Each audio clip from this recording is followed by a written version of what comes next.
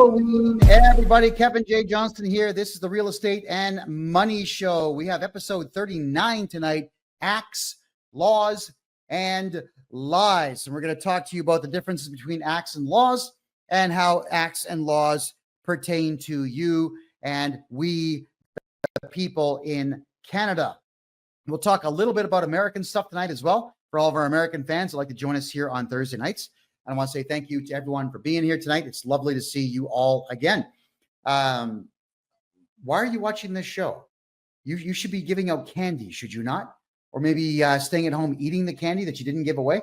By the way, could everyone let me know in the chat room tonight how many kids are coming by? I always remember when I was growing up, especially in the Toronto area, there would be hundreds of kids on the street in costumes trick-or-treating. And the last time I was in the province of Ontario, that's about 4 years ago now, I don't think that there was anything more than about 20 kids that were out for the entire night. It was actually pretty depressing. So I'm hoping that we can find some way to get our culture back. I can tell you, I'm down here in Panama City, and they've had Halloween decorations up since beginning of September. And they've also got the Christmas decorations up now here in Panama City. So I'm looking forward to seeing the big celebrations that we have also in Panama. 5 national holidays I intend to enjoy. Day of the Dead is going to be on the 2nd. They've got National Flag Day. They love their flag here. They do not step on, spit on, wipe your nose with, or burn the Panamanian flag here in Panama. You're going to get worked over something fierce. So don't ever do that. They've got Flag Day. They have Independence Day from Colombia. They have Independence Day from Spain. Also celebration of the end of the American occupation. So there is nothing but parties. And I'm going to go and take a couple of days off and enjoy Panamanian parties this November. As this country's been very good to me. I've now been in Panama for 7 months, and I honestly have no desire to leave. Not any desire whatsoever. So we're going to cover quite a bit tonight in reference to tax. We're going to be covering a little bit about real estate and how real estate and taxes in Canada are conjoined and the best ways that you're going to have to combat everything that the Canada Revenue Agency is choosing to do to steal more and more money from you. So let's get into something that a lot of you don't know, and that is in Canada, there is something called the Taxpayers' Bill of Rights. And that Taxpayers' Bill of Rights has 16 clauses within it, all of which are protective of you and not the Canada Revenue Agency. Now, I just so happen to have the Taxpayers' Bill of Rights up and running here. And I want to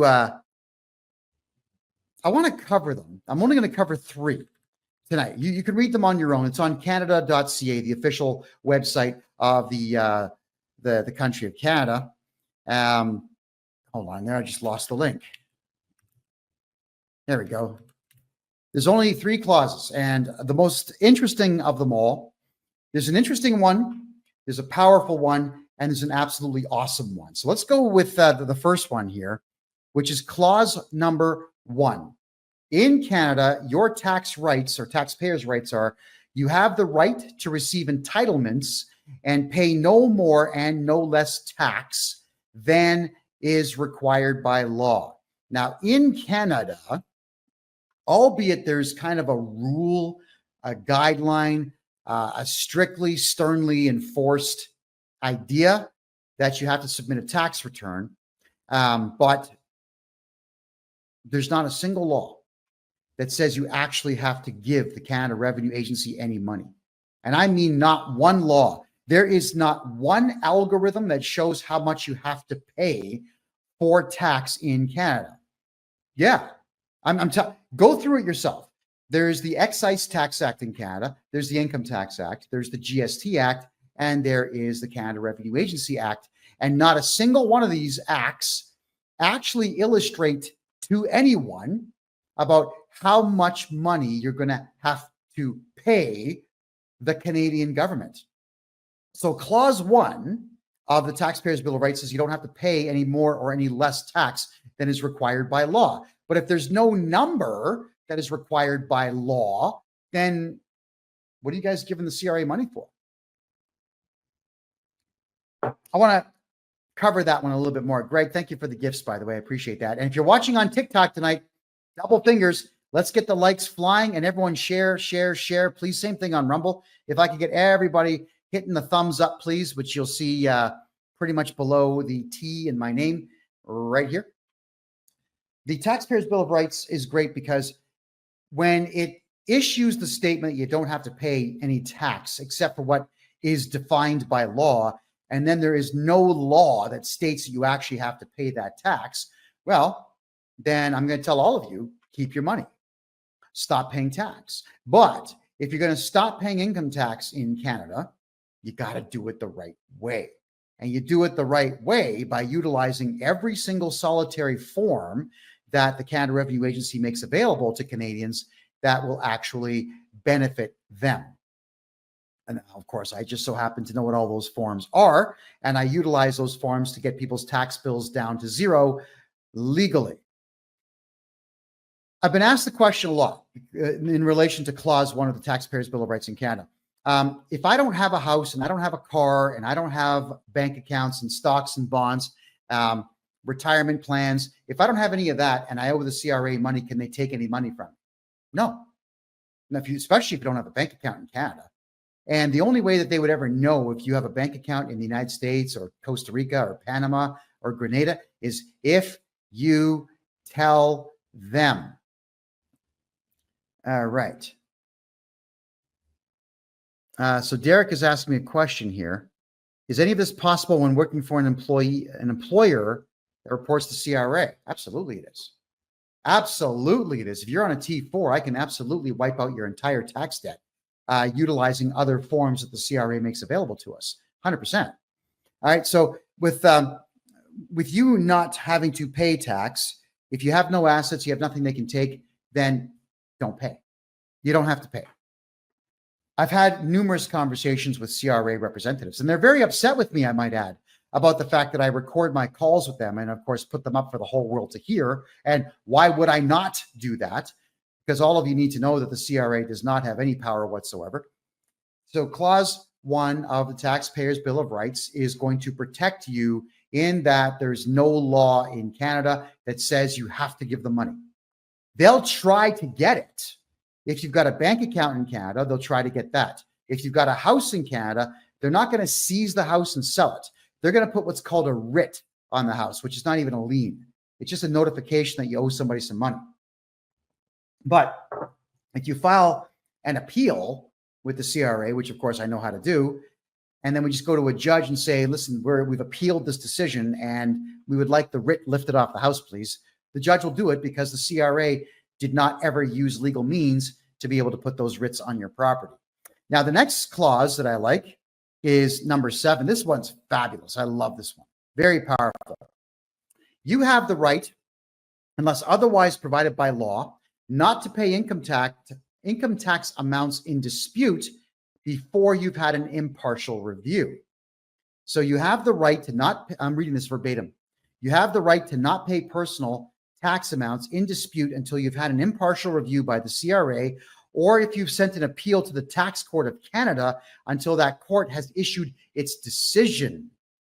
Think about that.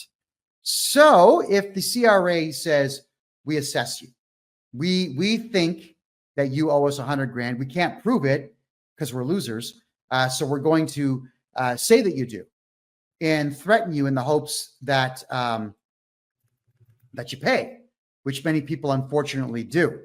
So you appeal it and take it to court, which will buy you between a year and even 3 years to get to tax court to argue in tax court about the validity of the claim that the CRA is making that you owe money. And the worst thing that happens if you lose is that the CRA issues another assessment, which we then appeal. So the appeals go forever. Now, in that time, we can move your house out of your name into a numbered corporation, into a family trust. We can take all your money and move it into a corporate account somewhere else in the country, somewhere else in the world. We can, if the CRA knows about other properties that you might have, We can get those moved into other numbered corporations. We can move everything away so the CRA cannot get to it. And that's the advantage to objecting to anything at all that the CRA says. If the Canada Revenue Agency says you owe money, we object and we get you an appeal date. And that is what Clause 7 says. The tax bill is null and void until that impartial hearing can be had. All right, Deborah says, if your client has to go to court, do you go to court for them? Well, not for them, with them. Yes, you can put me down as your representative.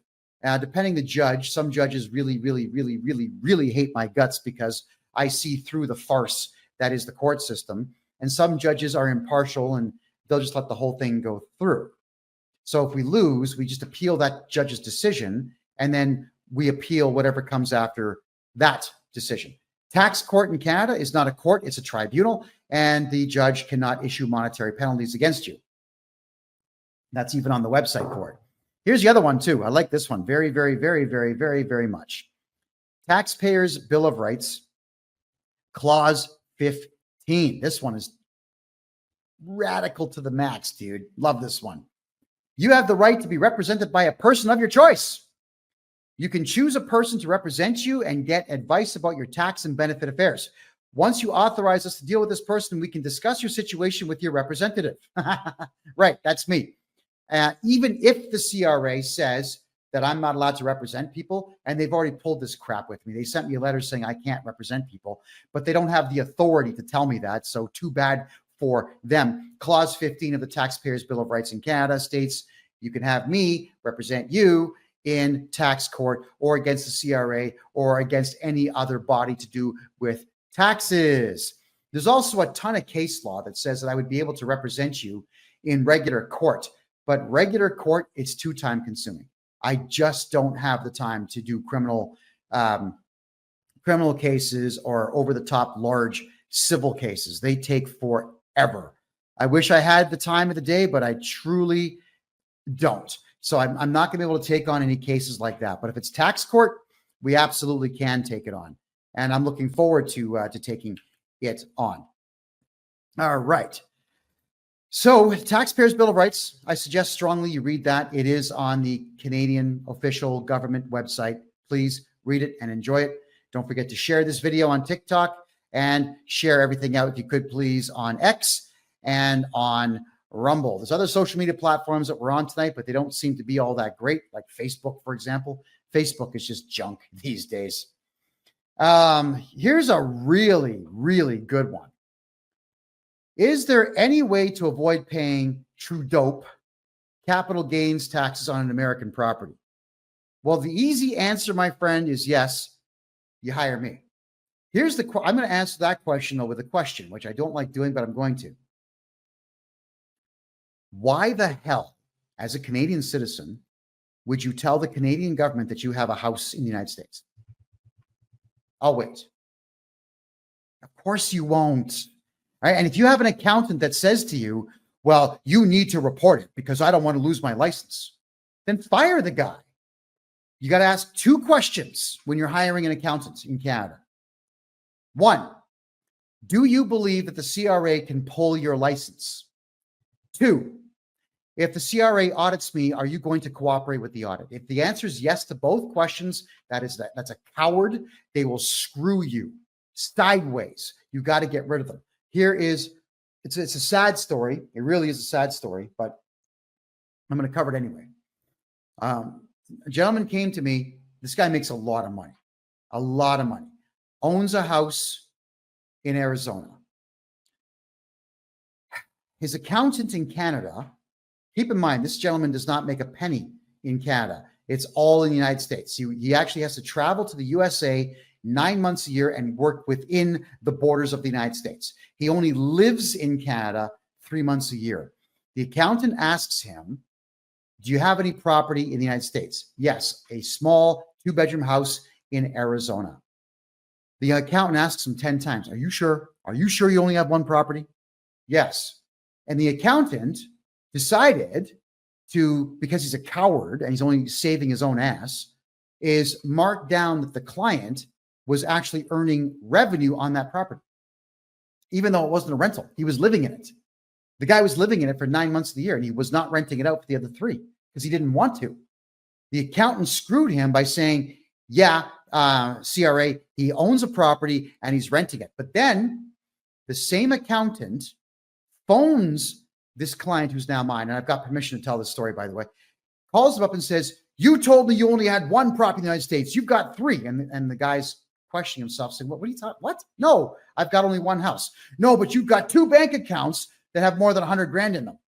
So I have to count those as property, and I'm going to put all that down for the CRA to know about. I don't want to lose my license. The accountant hired a private investigator to investigate his own client to find out if the client had property in the United States and bank accounts, so that the accountant, who's supposed to work for the client, could then screw the client and snitch, telling the CRA about these properties. Think about that. I'm the exact opposite, everyone. If you've got a property in the United States of America, shut up about it.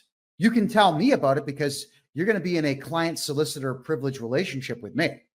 And I'm going to tell you, no, we're not reporting that. Why would I tell the CRA, the Canada Revenue Agency, that you have a house so that you can pay more tax? Remember that every single number that you put on a tax return in Canada is 100% voluntary.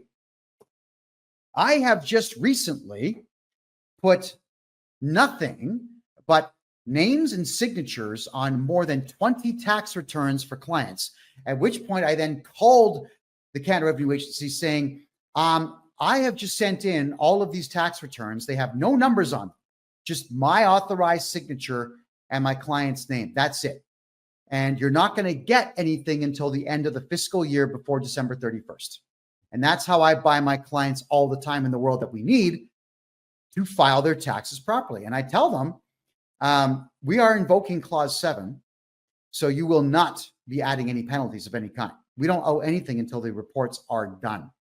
So here's the question I've got for you now is, if you voluntarily put stuff on a tax return, and if you were to only put your name and signature on a tax return with no numbers, and they accept it, then do you think that I'm correct? Or do you think that that coward accountant I just talked about is correct in reference to how much authority that the CRA actually has? You can all do this. In fact, all of you could submit tax returns all the time with just your name, social insurance number, and signature. No numbers, not even a 0. You could do that. It's legal. They'll accept it. They'll assess you, but that doesn't matter. An assessment is just a guess. And when they assess you, we appeal that. So 2-3 years down the road, we get a day in court, if you will, about their assessment. And they're going to have to prove to the court why they assessed you. If you put nothing on your tax return, nothing, and they assess you and you appeal it, you're going to win, because what the hell are they assessing it on? It's nothing. They just make it up. So I want all of you to stop fearing the Canada Revenue Agency and stop fearing all this paperwork. So if you are a Canadian citizen with property anywhere else in the world, shut up about the property. Say nothing about it. If you've got bank accounts in the United States, Grenada, Panama, wherever, be quiet. Don't even tell your family about it until, well, maybe write it down in your will for them so they know. But that's it. Stop talking about the things that you own. Capital gains also, I'll just reflect a bit more there, DRT boy, is that capital gains, there's no way for the Canada Revenue Agency to know that you've sold a property with a capital gain unless you tell them. That's it. It's none of their business. They say, well, you got to do it. Well, no, you don't. It's voluntary. You know, the CRA should thank their lucky stars that people even bother filling out tax returns these days. Everybody's broke. That's what's going on here. So if I am your tax guy and you've got a property, I'm not telling the CRA. I'm going to have a look at your property because the odds are pretty good that the property is not even in a place where it could be taxed anyway, especially if you're losing money on it. Simple things happen out there. One client bought a house, overpaid for it. The thing had water damage and mold. He had to fix the whole place up. And by the time he sold it, he lost $200,000. 200 grand that he lost. So we put all the invoices forward, and I called all these suppliers and everybody else who had actually worked on his place. And I told them, I need you to make sure that you have all the invoices that you sent my client. So we wrote off every expense and we wrote off the capital loss. Sometimes you lose in the gold market, in the housing market, in the antiques market. Sometimes you just lose. So that is when we report capital, but only losses. You never report a capital gain. It's pointless. There's no point, and there's no way for them to compel you to report it. They have no power to make you do so. Mverse is asking, why does the CRA get a copy of T4s and T5s? Because your employer is a coward and submits them. That's the only reason. Because your employer is a gutless jellyfish, spineless individual who thinks that they have to submit the T4, who thinks they actually have to put you on a T4 in the first place, and they don't. You got to remember, if you're an employer in Canada, if let's say Johnny, you're paying Johnny 100 grand a year. Let's actually work out what that tax rate would be. I'll do that right now. So $100,000 per year salary in the province of Ontario. The federal tax is $14,045. The provincial tax is going to be $7,000, and the Canada Pension Plan premium is going to be $5,200. So the tax rate is about 31.48%. Now, the federal tax and the provincial tax that the employer withdraws or holds back from you, he has to give that to the Canada Revenue. Well, he thinks he does. He chooses to give that to the Canada Revenue Agency. But then he also has to match that number from his own account. So in reality, he's not just given the CRA $14,000 federal tax, he's given the CRA $28,000 because he's got to double it. So if you're an employer, why would you do that? Why would you put anybody on a T4 salary? Put everybody on contract, everyone, make them register a numbered corporation, get a GST or an HST and a PST number so that they invoice you every week for what you owe them. They put their HST and GST on it, and that is an expense. So it's the perfect expense. And you can see there, the employer is now saving, what's he saving? 30 grand a year. You can do a lot with $30,000 if you don't have to give that up. So each and every one of you need to start registering your numbered corporations, which of course I can do for you, and invoicing your clients. Get the friggin' hell off of T4s. They're of no benefit. Larry asks a good question here. Can you apply for pension if you have not done your taxes? Just bring your taxes up to date there, Larry, and you can apply for pension. But you got to understand, in Canada. Now, I'll give you the example of my dear old mom. She's been dead now for a while, but dear old mom always thought that I was crazy not paying tax. She kept asking me, why are you not paying tax? You're not going to get a pension. I kept telling her, Ma, love you, but you're wrong. You are giving up between 20 and 30% of your salary every year. And I guarantee you that your pension is going to be less than $1,000 when you finally retire per month. So me, I get to keep the 100 grand a year that I make. I get to keep all of it, every penny of it. And you don't. And if I invest my money properly in gold, silver, property, in the last 5 to 10 years, crypto, if I'm investing it properly, I don't need a pension. I don't need a pension. Why would I want one? And of course, dear old mom, when she finally did go on Canada Pension Plan, ended up getting less than $950 a month. So, I mean, I had to. I said, hey, Ma, how much do you get every month on your pension? Ma, hey, Ma. And, you know, she got a bit upset with me and gave me, like, not a real slap in the face, but enough to know that I've been told. And dear old mom can slap me all she wants because, you know, it's my mom. right? But I was right. And she eventually admitted that I was right. But it's sad that she went paying taxes the entire time that I was alive while she was alive. So I watched her pay taxes for how long? I guess 46 years of my life, constantly paying taxes because she wanted the pension. And it's that I hate that word, pension. Pension. I want my pension. It's a nervous tick. All of you think the Canada Pension Plan is somehow going to benefit you. It's not. So I would say, let's get your tax bill to zero. Forget taxes altogether. Keep every penny you make. Buy crypto. Yeah. There's a good chance that XRP, for example, is going to be the digital currency of choice for Russia. Bitcoin is the currency of choice for El Salvador and Costa Rica. Countries around the world are adopting this stuff. So what is it that you're all waiting for? And why are you wanting to part with your money to the CRA when you could be investing it? So Larry, if you want Canada Pension Plan, just let me get your taxes up to date. It'll be minuscule what you get. But Larry, if I go back and redo your taxes for 10 years, then the odds are pretty good I can probably get you about half of all the money you've ever paid for 10 years back. Very, very high, in fact, because I know what I'm doing. Okay. Wilson, you're asking me about the United States.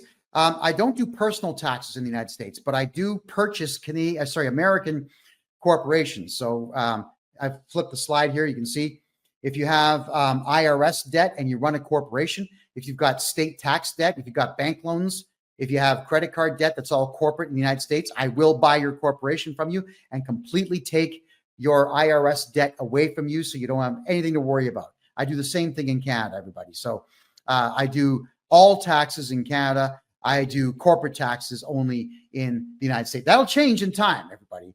But right now, it's only corporate in the United States. All right. Just checking your questions here. Marie asks, what if I'm a shareholder from father's estate from his company? He passed away years ago. Marie, that's I would need to understand the structure of the company. You own 10% of it. So if the company's profitable, then you can actually take dividends out. You weren't the original investor, so you can't really necessarily do a tax-free corporate withdrawal, but I can register you a numbered corporation. And what you can do is transfer your shares from your own name to your numbered corporation's name. And then your numbered corporation can take dividends weekly or bi-weekly or monthly. We can do that. And then all that money is going to go in your corporate account tax-free. That I can do for you. So if you have 10, 15, 20% of an estate and the corporation is still making money, then yes, I'm going to move your money away from your own personal name. Yeah. Marie, definitely get a hold of me. Kent, could you put my website address in the chat room, please, so that she can see it there on TikTok? And Bob, can you do the same thing here on Kick, please? I appreciate that. Thank you. All righty. So it's going through a couple things to do with Canadian law here. I want to talk about acts versus laws when it pertains to taxes. I'm not going to cover acts for medical and acts like the Highway Traffic Act of Ontario. I'm not going to cover that stuff. What I'm going to cover, though, is the difference between an act and a law when it comes to governing income taxes in Canada. So the difference between a law and an act in Canada, I'm going to read verbatim here from a lawyer's website. Not a very good lawyer, so I'm not going to credit the guy, but it says law implies a system of rules recognized by a country to regulate the actions of the citizens, so the entire country. On the other hand, an act is that segment of legislation that deals with specific circumstances and people. So many use the two legal terms interchangeably, but there is a notable difference between act and law, as the former is a subset of the latter. So what they're saying to you here is laws are for the entire country. It's for everybody. You know, don't kill people. Don't steal people's stuff. Don't commit acts of heinous violence You know what I'm getting at. Don't shoot people. These are laws. And the laws that we're talking about here, laws, they pertain to everyone, regardless of wealth, social standing, caste, religion, at least in theory, they're supposed to. Not in Canada, but that's the way it's supposed to work in theory. Whereas an act are a set of rules that are very specific to a very specific thing, such as the Income Tax Act is very specific to just income tax, but also even more specific to just what the Canada Revenue Agency is allowed to do. So the Income Tax Act really doesn't pertain to we the people. I've read the whole thing. I can tell you it's just a rule book for the Canada Revenue Agency as to what they can and cannot do. The Excise Tax Act just kind of expands upon it, whereas the Excise Tax Act is not just income tax, but it's all the other taxes that they collect, like corporate income tax, goods and services tax, and so on. But again, these acts they're not laws for the people. They do pertain to the CRA. So whenever the Canada Revenue Agency is quoting an act, they'll quote a very specific clause in an act that says, well, we're going to take your money because clause 125 subsection 3 says we can. But then you hire me and I send back a letter saying, oh yeah, but here's the 15 clauses that counter that. By the way, here's also clause 1, 7, and 15 of the Taxpayers' Bill of Rights that will counter that. Oh, and by the way, here's the criminal employer a requirement to pay letter. And your employer's on the letter, it'll say that if you don't pay us before paying your staff member, we may audit you. Well, so friggin' what if they do? So your employer is a coward and says, I don't want the trouble. Oh my God. So I'm going to steal money from my staff and give it to the CRA because they sent me an unlawful letter. That requirement to pay is not lawful. It's not a court order. It's not a legal command. So your employer could send a letter back saying, go straight to hell and go get a court order from a judge sitting in court wearing a gown. Your employer could say that. So if your employer is to do this to you, sue the employer and charge your employer criminally with theft. I'm serious. Just go right ahead and do it. Also contact me and I'll redo your taxes properly so that the garnishment order will go away. But your employer is a coward. So it's the employer that chooses to give that money to the CRA. If the CRA was to audit your employer just has to contact me and I'll get rid of the auditor. You don't have to cooperate with audits in Canada. They're a joke. Auditors have no power. They're just losers, all of them. So I get rid of auditors. That's what I do. If you're going to run a business in Canada, you should know this stuff. Yeah, and the biggest asset that you have as an employer are your staff. What are you thinking? Stealing money from your staff. What are you thinking? Especially if he's a highly skilled individual with a skill that's not easy to replace. You're going to give money away because you get a letter in the mail, not something served by a court officer or a police officer, not something with a judge's stamp on it, just a letter. But that's what the employers do. They're gutless. So sue your employer, charge your employer. Theft. There you go. Jackie's asking me if I know anything about Ireland. Well, I've got family in Ireland, but I've never been. I'd like to go. I might go next year. But I can tell you that Ireland's collapsing. That we know. I know that Irishmen need to stand up and become men again and clean up the mess that their government's made for them. But that's another topic for another day. All right. But I mean, for Irish taxes, no, I haven't studied Irish tax law at all. All right. Freebird says 20 years ago, we used to have fast track, but life is very different today. Well, life is different today because the average person kowtows and just caves in at the slightest indication of pressure. Now, I don't know what it is, man. When I was a kid, I just could not accept the fact that authority is a real thing. You know, what is it about a costume that has this word bylaw or peace officer or police, when you put that on, somehow you now are on duty, and now the universe understands that you have some kind of authority just because that stupid crap is on your body. I've always rejected that fundamentally. And I reject the fact that any human being has got power over me unless I willingly give it to them. And the only way to get power over me is to hire me. Now, because if the paycheck is really good, I'm going to do a lot for that paycheck. And if you want me to do something without paying me, you better point a loaded weapon at me and be prepared to kill. All right, that's just how it is. You'll get what you want so long as you have the weapon. God help you when you don't. So I'd like all of you to start thinking the exact same way. Kevin, if you ever want some cool custom TIG weld art, let me know. Yeah, TIG Devil, right behind me. This wall's kind of blank. I would love to get some cool stuff up there. So let me know. Let me know where you are. Contact me on my website, please. I'd love to talk with you for sure. And Chili Betty says she voted for Trump today. That's fantastic. If I have a small business in Canada, do I have to pay my tax? If it's a sole proprietorship, don't ever register those, by the way, please. Those are the dumbest things in the world to do. They are attached directly to your social insurance number. Yes, you can have a lot of write-offs, but in case you do get into financial difficulty with your business, you can't sell it because it's you.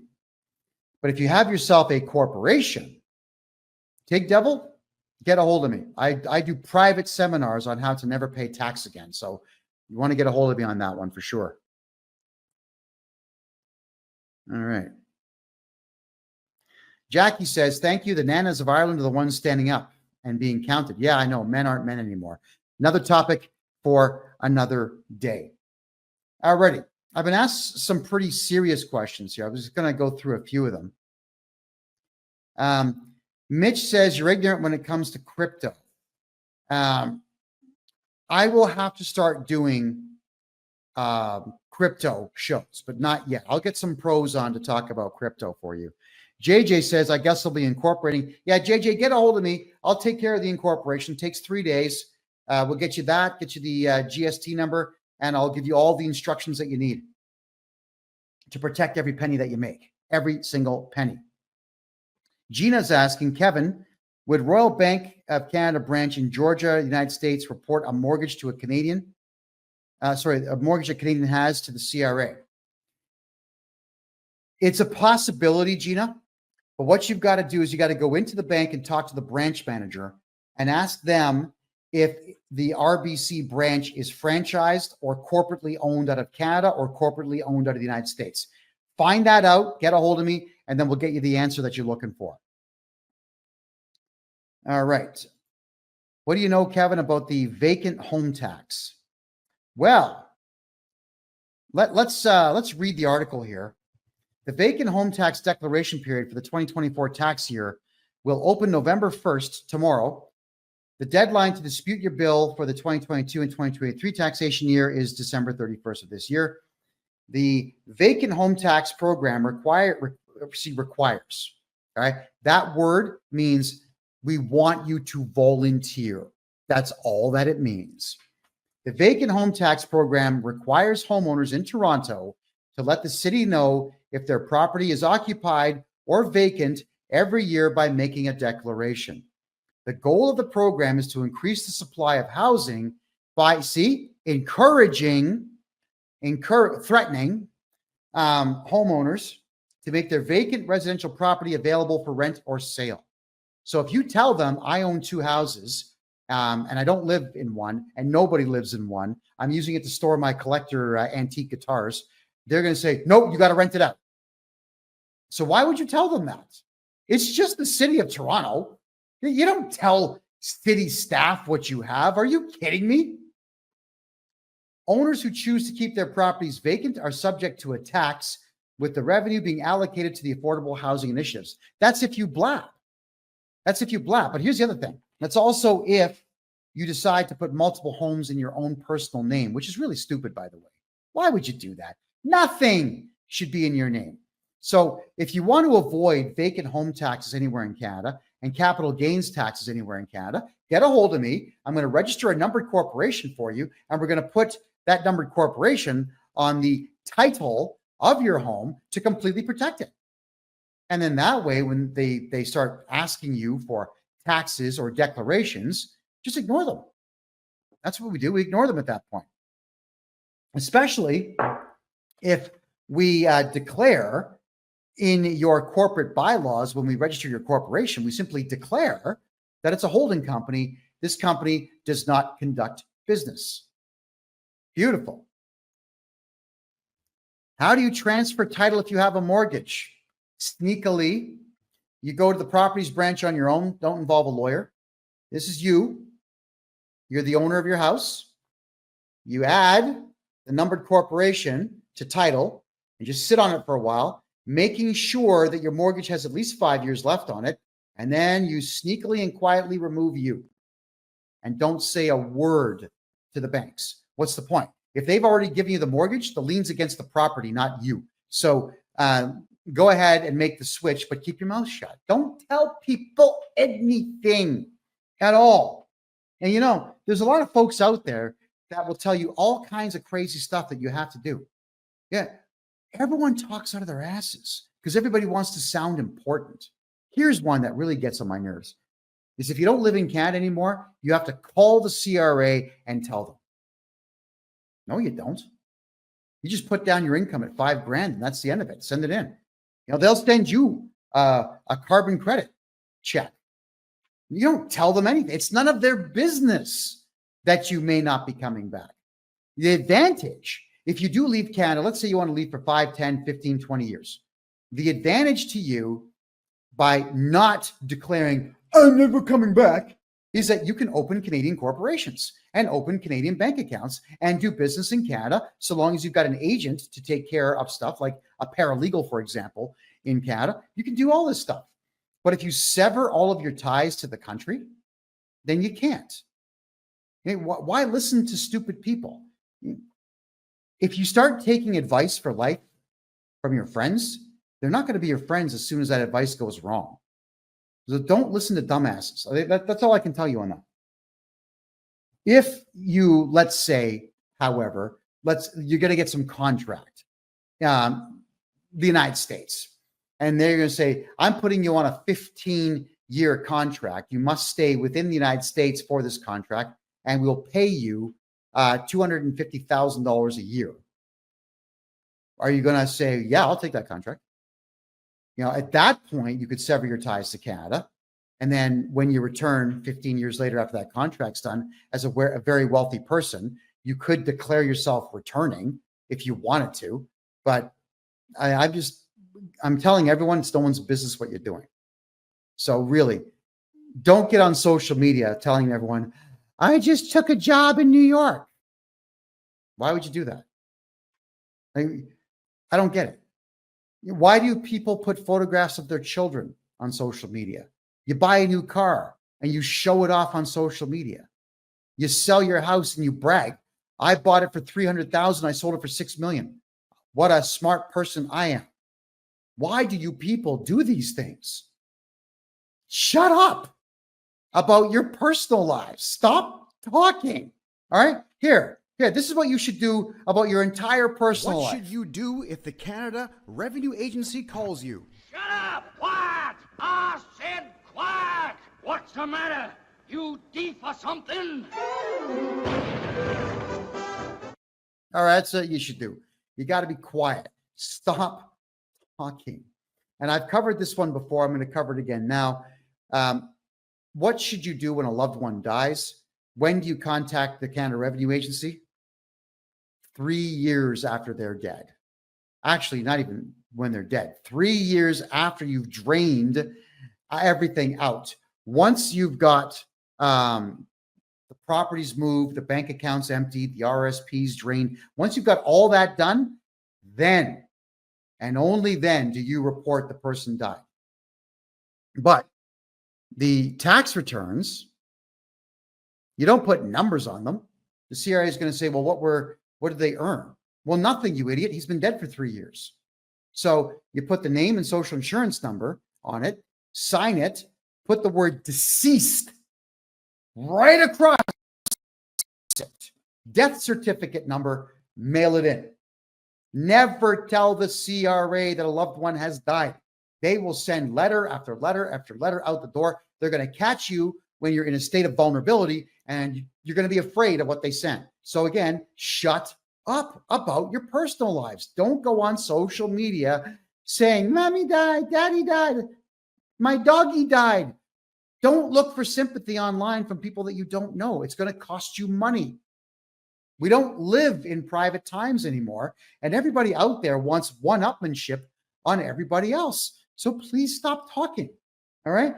Getting back to what I was saying earlier in the show about laws versus acts, everything to do with inheritance, everything to do with estates, everything to do with your personal tax, your corporate tax, your corporate income tax, your payroll tax, GST, they're not laws. None of them are laws. They are all acts. So the Canada Revenue Agency is lying to you, just like tonight's show was called Acts, Laws, and Lies. They are lying to you about the fact that you've got to do what these acts say. You truly do not have to do any of these things. You don't have to pay tax in Canada. You just got to report the stuff. Just get them off your back and give them the minimal amount. If you're worried about how to do a tax return to get rid of them, contact me. I'll take care of all your personal taxes. Here's a funny one for you. Did you know that you can submit 10 tax returns for yourself a day, every day, 365 days a year? Yeah, you can submit 3,650 tax returns if you wanted to. And the CRA would have to look at them all. You could send one in for $1 and then say, oh, what was I thinking? $1 trillion. Oh, what was I thinking? 100,000. Oh, 250. You could do this every single solitary day in Canada, and the CRA would have to scrutinize every single one. Could you imagine if 1 million Canadians started putting in 10 tax returns a day with different amounts? All right, because when you sign the bottom, you would actually put a note on it. You could use masking tape or just white out or whatever else, and then write on it saying, may not be accurate, sign it, throw it in. And if they had to look at 3.5 to 4 million tax returns a month that were just bogus, they wouldn't have time to scrutinize anything or anyone. Now, somebody asked me what I was talking about 2 weeks ago when I said that there's a civil war taking place inside the Canada Revenue Agency right now. All right, we're going to talk about that. Some people may not like what I'm going to say here, but yeah, it's my show. And I've always chosen just to tell the truth on my own show because it's more fun than trying to make stuff up. All right. The Canada Revenue Agency officially has more people working for it than the Canadian military does.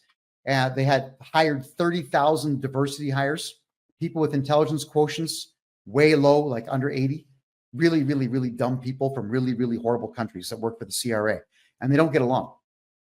You know, if I've got my numbers right, Nigeria, for example, has got 154 different tribes living within the country, and they hate each other. All right. Ethiopians hate Eritreans, but Ethiopians, they're split into two groups, the Tigrays and the Amharas. And the Tigrays have been killing the Amharas for the last 50 years. So they hate each other.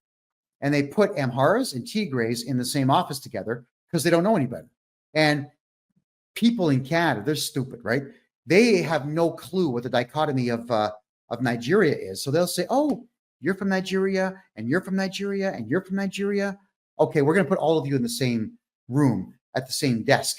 But those of you who know what's going on in Nigeria, there's a province called Biafra that wants to separate from Nigeria. Biafrans hate everybody else in Nigeria.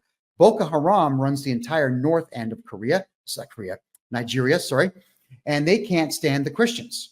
Right? So the Christians and the Muslims are at each other's throats. Then there's the smaller sect on the west side of the country that can't stand either party. So you've got these massive battles going on in Nigeria. Then you've got all these Nigerians that you've hired who absolutely hate each other, want to kill each other, and you're putting them all in the same office together and then saying, do your job and call Canadians who are born in Canada and steal their money. So they're all fighting with each other all the time. The Canada Revenue Agency is having a really difficult time with this, by the way. And what they are doing now is putting most of these people into home offices and then giving them toll-free numbers and cell phone numbers so they can work from home. Now, what happens here is when any of these particular individuals work from home and they pester one of my clients, they have no choice but to give their home office phone number to my client. I will make the phone call on behalf of my client.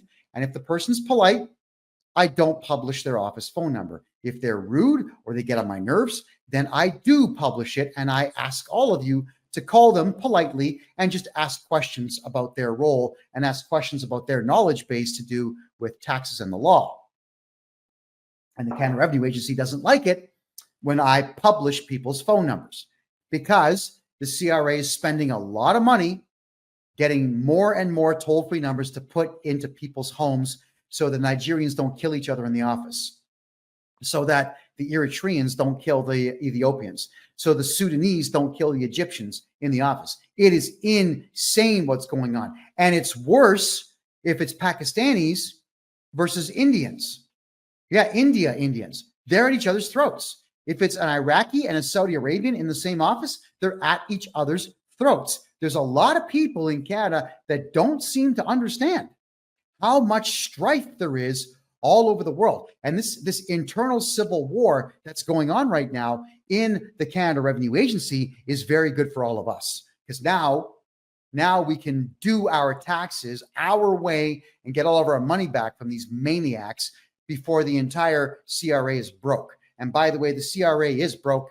I know this because whenever we do get our clients really big tax returns, like, $100,000, $200,000, $300,000 worth, when I get these large returns, it takes the CRA 3 or 4 months to pay them, because what they've got to do is collect more money, bring it in to pay all the refunds out. So it's a Ponzi scheme. It's a pyramid. That's what it is. They don't have the money in the bank anymore. Like they're surviving seemingly month to month now. They got to rob Peter to pay Paul, and they got to rob both Paul and Peter to pay Steve. And then they lie to Steve and try to get all that money back. It's crazy. All right. Oh, Marie asks a very good question here. Now you've heard it all. Why does the Canada Revenue Agency hire these people to work for them? Very simple reason. Their policy, not law, but their policy at the Canada Revenue Agency is to send you a letter, make 3 phone calls, send you a letter. If they're unable to reach you or get you to cooperate with them, that's when they send garnishment notices out to your boss or to your bank. Now, what happens when you're born in Canada and you speak perfect English and someone calls you on the phone and you don't understand a word they're saying, but they're acting rude and belligerent? What do? You hang up the phone because you're aggravated. These people are aggravating, so I get it. But if you hang up on them, it counts as one of those 3 phone calls that they have to make. So they are deliberately getting these non-English speaking maniacs to make phone calls to all of you to get through those 3 phone calls as per their policy without you cooperating, because you don't understand them, specifically and only to garnish your wages. It's a very sick system. The corporation's got to be taken down. I can't stand them, and I'm doing my part to bankrupt them. All right, let me have a quick look here.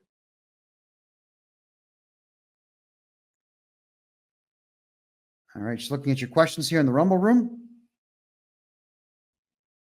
Okay, Mr. Vic's asking, why do you have to make sure you have at least 5 years left on your mortgage when you flip the name of your house? Well, because you're going to have to renew your mortgage if you don't pay it off. If you've got let's say a 15-year, 20-year mortgage, and then you switch the house into a numbered corporation, well, you've still got 20 years on that mortgage before they figure out that you've switched the title of the house. All right. So if you're going to pull stunts, make sure you have enough time left. Like if you have only 3 or 4 months left in your mortgage in Canada, you don't be playing games of flipping your property ownership. Renew the mortgage for 10 years and then flip it. That's how you do it. All right. Someone says language is not a knowledge. You speak a perfect English. It doesn't mean you're clever. Your success rate with what you try to attain as a goal, that shows that you're clever. Your capacity to win a debate without violence, that would mean that you're clever.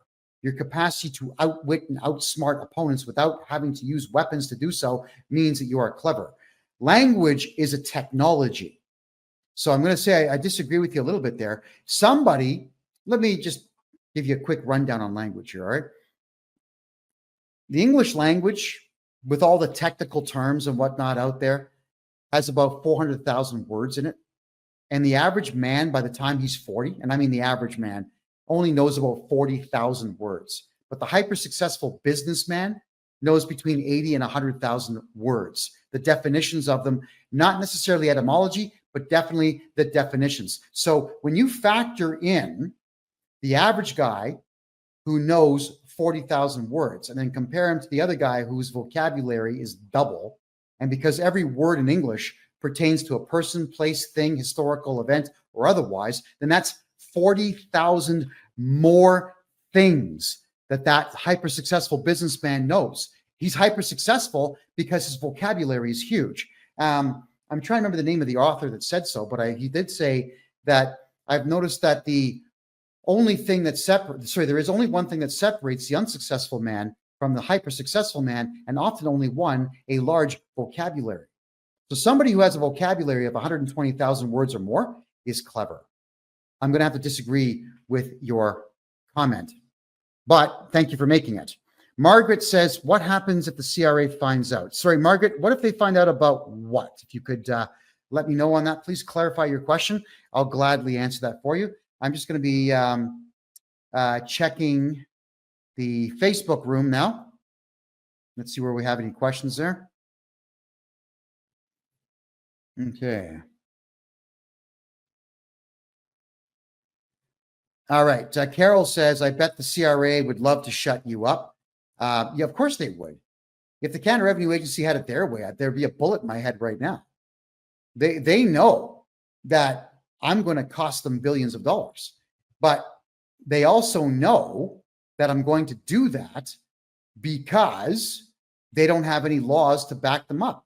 What they would need to do is have a whole bunch of laws written to stop me from representing clients and stop me from investigating them. But it's public information. How are they going to stop that?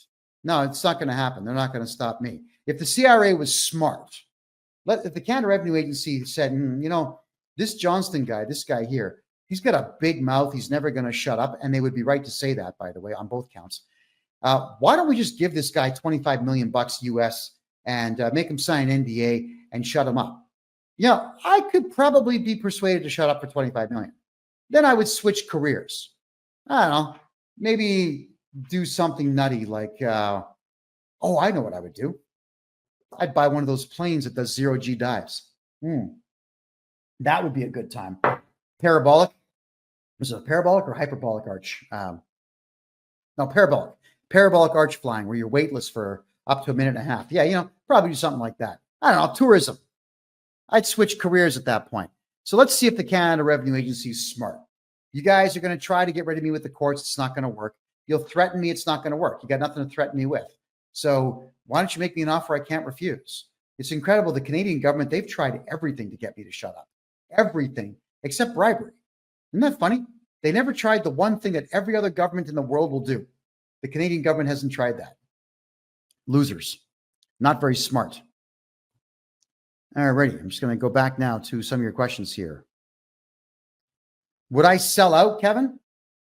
I would say when I got a bit older, if I started having health problems, let's hope I don't, but let's say I was 70 years old and I had crippling arthritis and I couldn't move my hands or my wrists and I had cataracts and whatnot, I'd sell out at that point so I could get some surgery to get myself all patched up and alleviate myself of all of the stress. But, by the time I'm 70, that's like almost 20 years, 17 years where I can teach other Canadians to take up this mantle. So I could do a lot of damage by the time I would be at sellout age.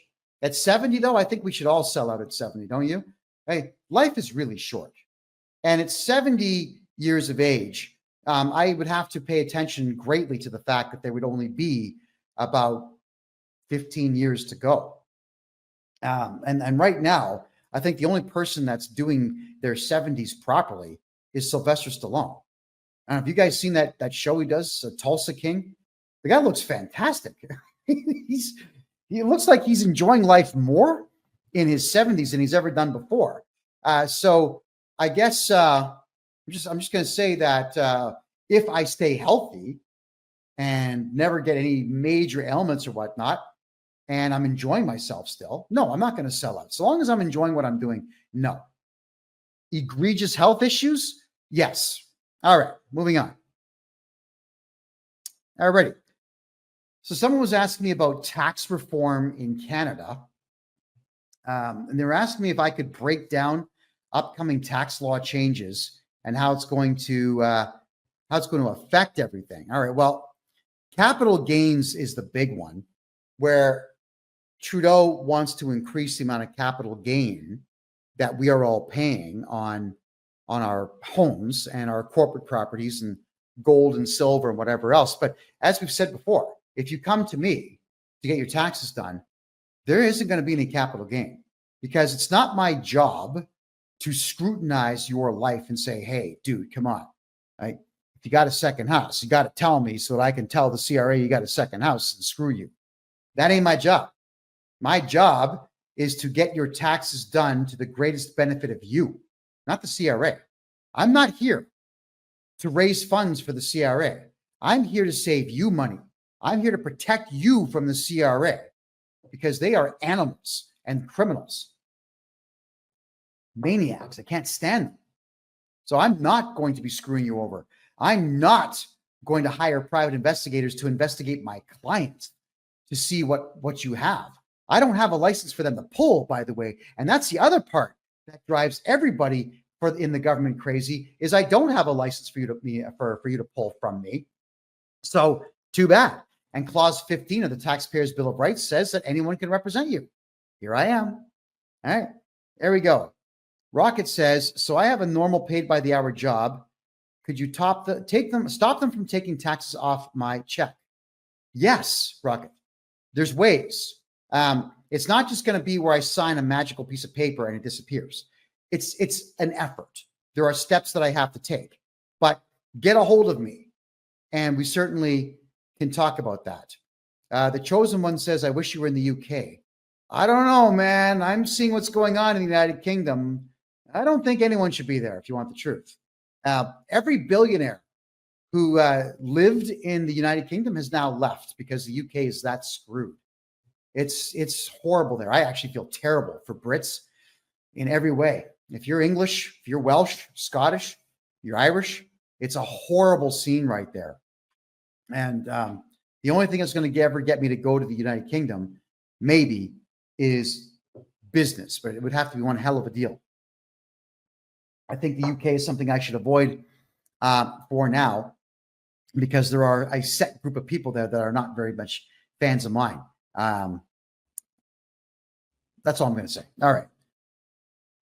So tax reforms. So carbon tax rebates, they're a joke. $700 a year. Whenever we do taxes for our clients, if they have a very low income, there's a lot of people out there who are making less than $20,000 a year now, which is really sad. So when they're making low amounts of money like that, this carbon tax that Trudeau is patting himself on the back for is only about $700, maybe $740, maybe for the entire year. And the GST credit that you would get back, so you can spend a little bit of money back into the economy, might be $350. It's not much. So it's not even worth looking at. As for the best record keeping practice, good question. The best thing that you can do for your records is ship them to me in Panama. That way they are outside of the jurisdiction of the CRA and the Canadian government.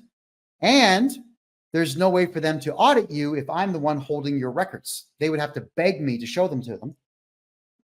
But because I'm representing you in a client solicitor privilege, I am not obligated to do so. In fact, I can't. Legally, I can't. So even if I wanted to show them your files, I can't. And if I'm storing your files, the CRA is out of luck. You're in luck. They're out of luck. So that is another surefire way for all of you to keep your, in Canada anyway. United States, I don't know if I can do this for you. But in Canada, I can absolutely store all your files here in Panama and keep them away from the CRA. And the CRA gets only what we choose to show them. Margaret's asking if I'm a lawyer. No, but I'm better than most lawyers. I love knowing the law in Canada because the law is extremely one-sided. It's very much against the people, not for the people. And so I help as many Canadians as I possibly can by knowing the law. K-Rob is asking me this question here. Are you still enjoying your life very much in Panama? Of course I am. The country's incredible. I absolutely love Panama. Panama City is awesome, man. There's a mall here that's 1.1 kilometers long. So when we get sometimes awful rainstorms come in, no problem. I take a $3 Uber ride to the mall.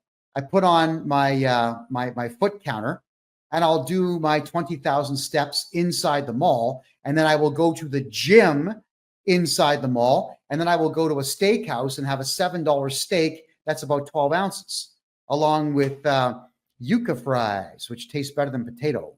Yeah. Oh, and sometimes what they'll do is they'll fry plantain. Oh, man, when you have hot sauce on plantain, oh, it's so good. I know. So, I know I'm having the time of my life here. And thank you very much, K-Rob, for asking me about that.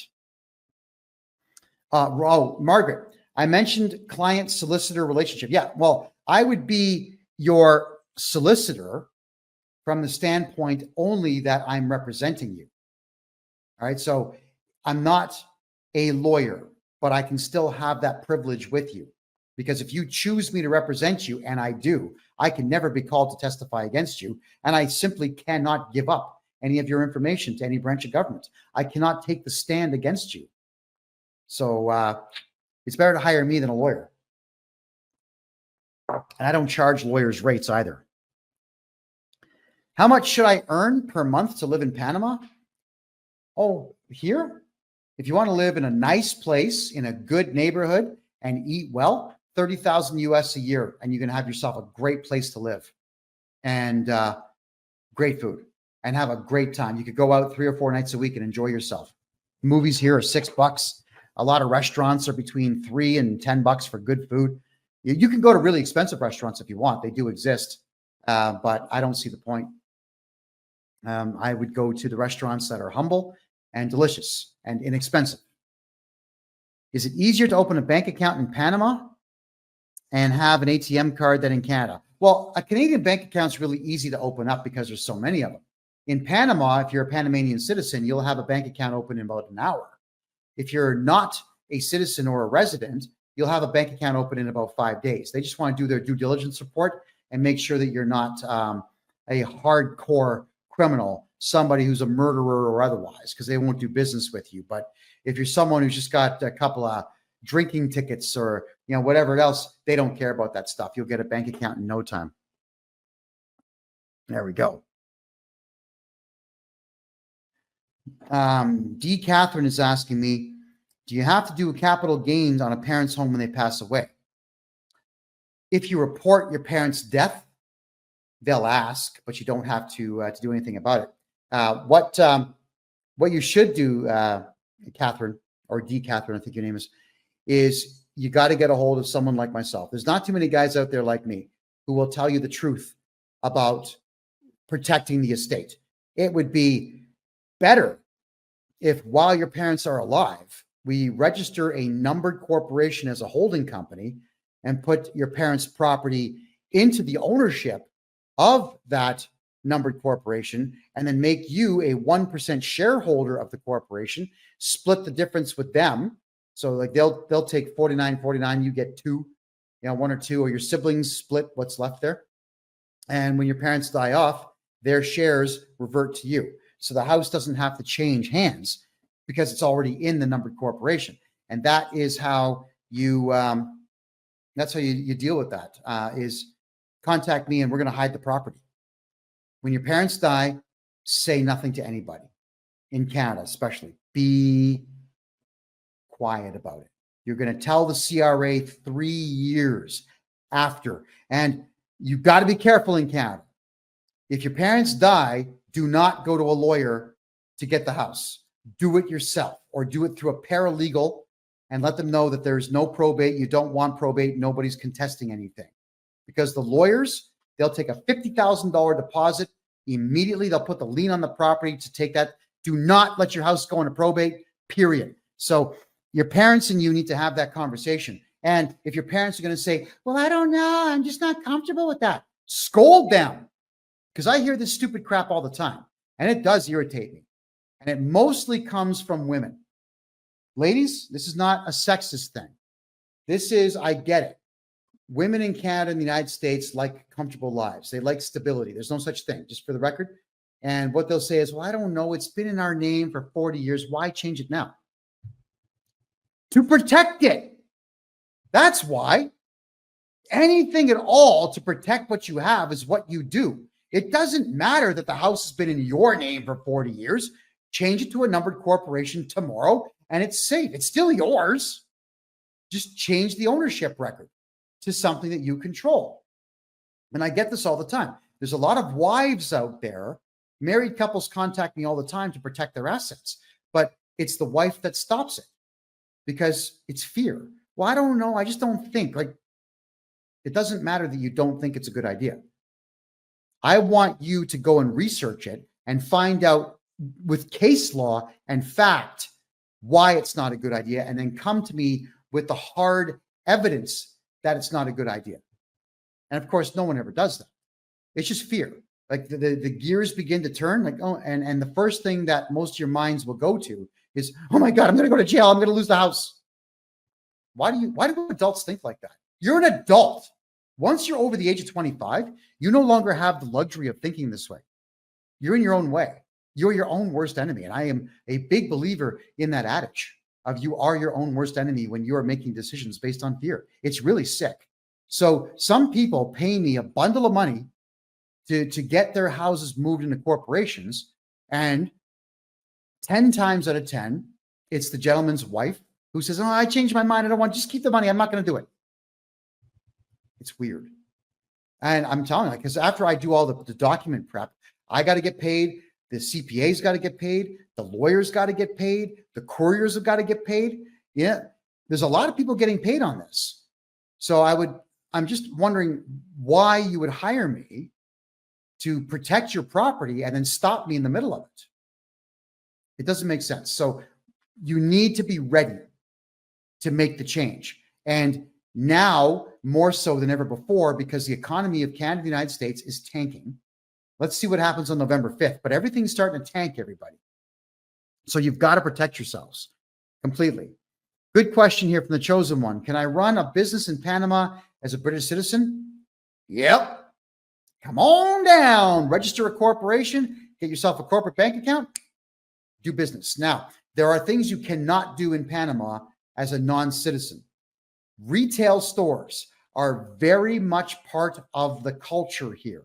So they want the locals to run the retail stores, which means as a foreigner, you cannot be a merchant, but you can run a restaurant. You can have a courier office. You can be a consultant for any field if you want. They're desperate for underwater welders here. You'll probably get $350 US an hour if you wanted to do that as a job. There's a lot of opportunity here. But register a corporation in Panama and hide your money in a Panamanian bank account. Life is good. Life is very good if you do just that. Okay. K Mars is asking me, I missed earlier. Can you please repeat how to get in touch with you? Could everybody please put my official website address down here in the TikTok chat and over here in Kick, please? And well, here it is right there on Rumble. You can't miss it there. So get a hold of me on my website, hit me on the contact form, and let's talk about your taxes. What is your business name? Some ask me what you do and what your type, what I do. Buy and sell corporations that are dying, help Canadians get out of their personal tax, help Americans get out of their corporate tax, help Canadians get out of CERB debt, CEBA loan debt, bank debt, GST debt. I clear all those debts up for absolutely everybody.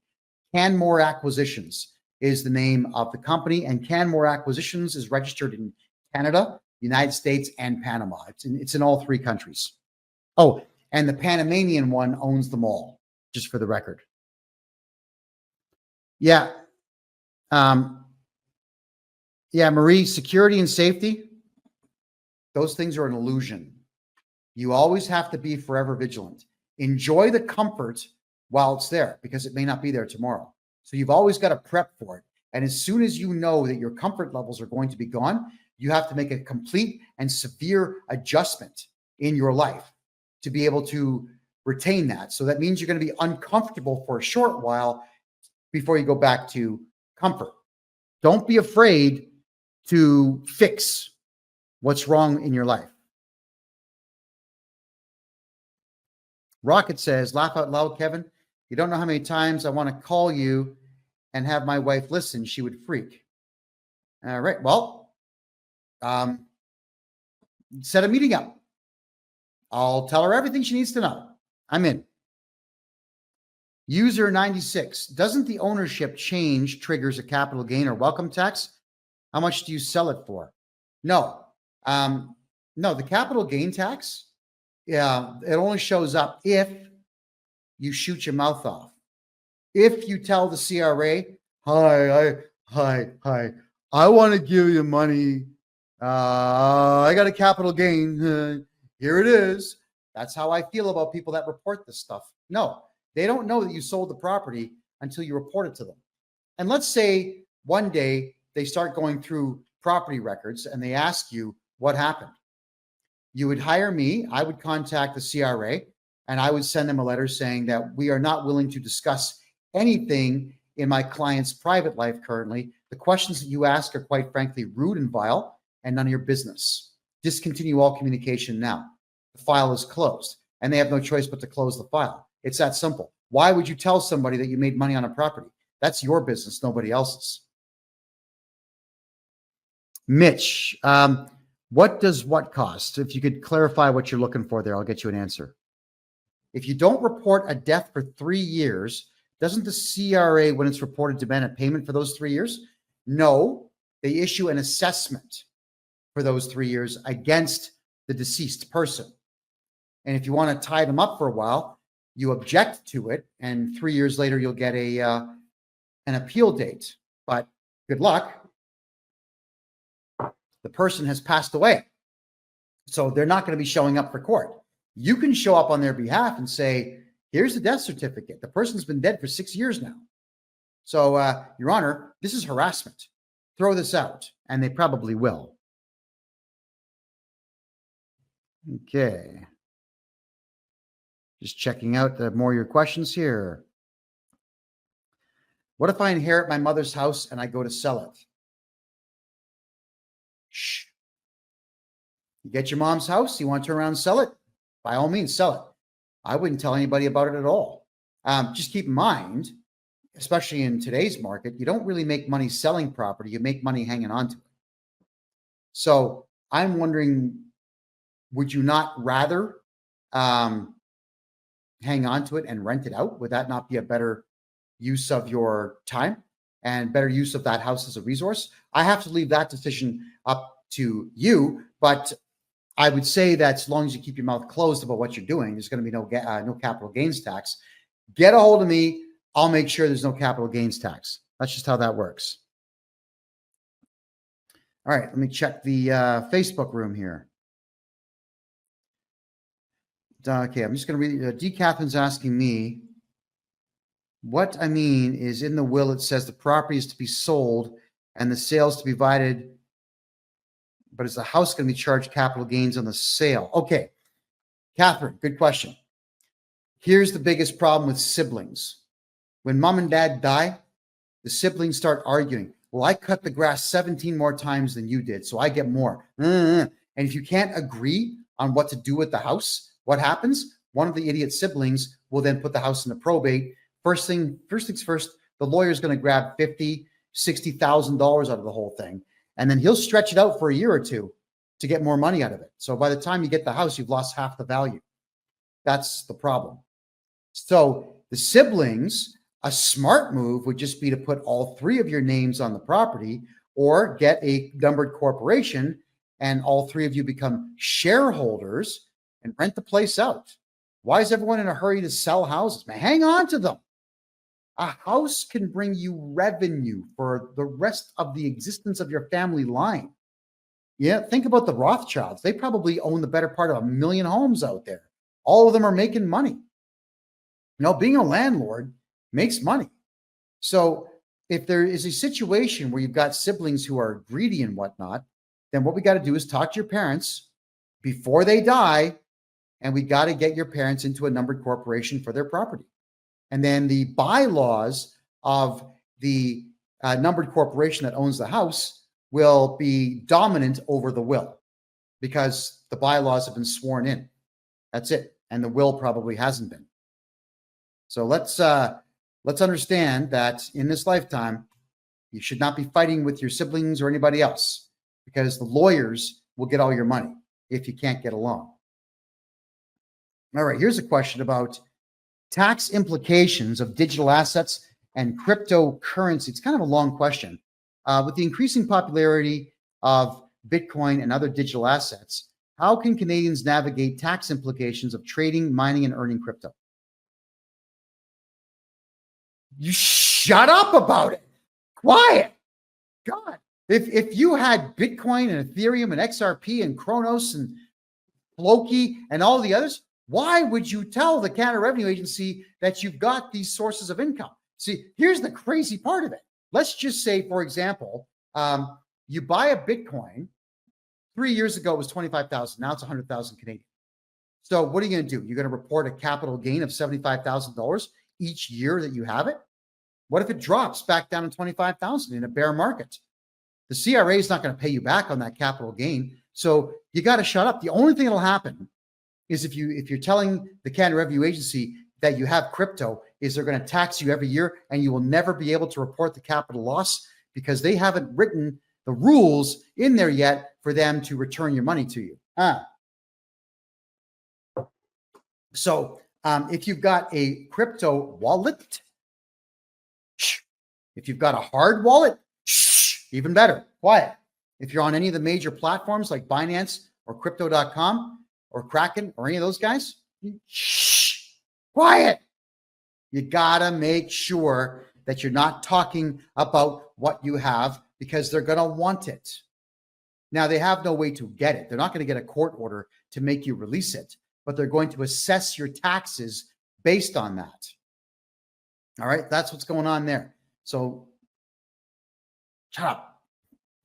Mverse is asking, are you familiar with revocable trusts? Do I do them? This time next year, I plan to be an expert in them. I haven't done them yet, but I do deal with lawyers who set up trusts. They're expensive. So I haven't been recommending it. We've been hiding everything in numbered corporations because they're inexpensive compared to what a lawyer is going to charge for trusts. We'll get there. Canmore acquisitions will eventually be there. Don't worry about that. A year from now, no problem. What wallet do you recommend to hold XRP? Crypto.com is the one that I enjoy the most. It's got the ability to sell, buy, and trade, swap any currency you want. You could have mini Flokiata and buy Bitcoin with it. You could have Litecoin and buy XRP with it. You can bounce your money all over the place. And they've even got this really cool feature where I'm sure a lot of you have done this, where you've made a bunch of trades and you end up with, 10 cents of Bitcoin and 40 cents of XRP and 90 cents of Shiba Inu. And you've got like $9, but it's all in little pieces of crypto.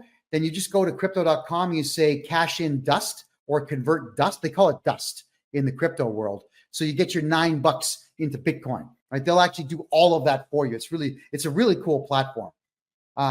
It's a lot of fun, especially if you bought, let's say 100 Bitcoins 10 years ago, you have a lot of money you can just play with. And I've played the up and down market with a lot of coins on crypto.com. It is fun. But I mean, Andrea, any of the standard wallets are going to be fine. It's going to be a matter of which one do you think is the best for you. Kraken has the good mobile wallet. The hard wallets, those ones are good. Margaret says, if the deceased person has a government pension, by not declaring their death, this income is still received. Yes, it is, in the way of checks or in the way of deposits. Right. So what you would do at that point, if it's checks, then you can simply just write down moved and don't cash them. All right. Or if it goes into the parent's bank account, you could leave that bank account open if you wanted to, earn interest on it. And when they ask for the money back, pay them back. You could do that. But yes, if you don't report the death to the government, the pension will continue to roll in. It's up to you what you want to do with it. I don't recommend doing anything other than eventually trying to get it back to them, saying, oops, we just forgot. You know, dad died, got hit by a car, and his torso was over there, and his head was 15 yards down that way. Yeah, we just forgot. We forgot he died. So here's your checks back. Yeah. Don't keep the pension money. As much as we'd all like to do that, as much as we all think it would be hilarious if mom and dad died, put their body in a freezer and just collect their pension until we die, you know, that it's still illegal. So that one I wouldn't do at all. Let me just have a look at your questions here, folks. I'm going to check the Rumble room right now.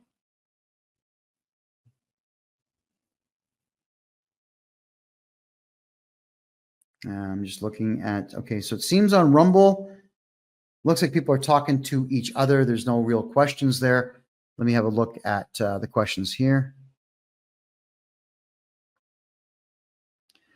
Will it affect your XRP value if crypto crashes if you're holding on crypto.com? No, if crypto crashes, doesn't matter where you're storing your crypto. If it crashes, it crashes. It goes to zero. I mean, it's dead at that point. I've had some currencies that have gone to like 0.00005. I've had that happen to a couple that I've invested in. You win some, you lose some. When these new coins show up, maybe they go up, maybe they don't. You know, and sometimes, for example, I remember, it was called Mini Flokiata.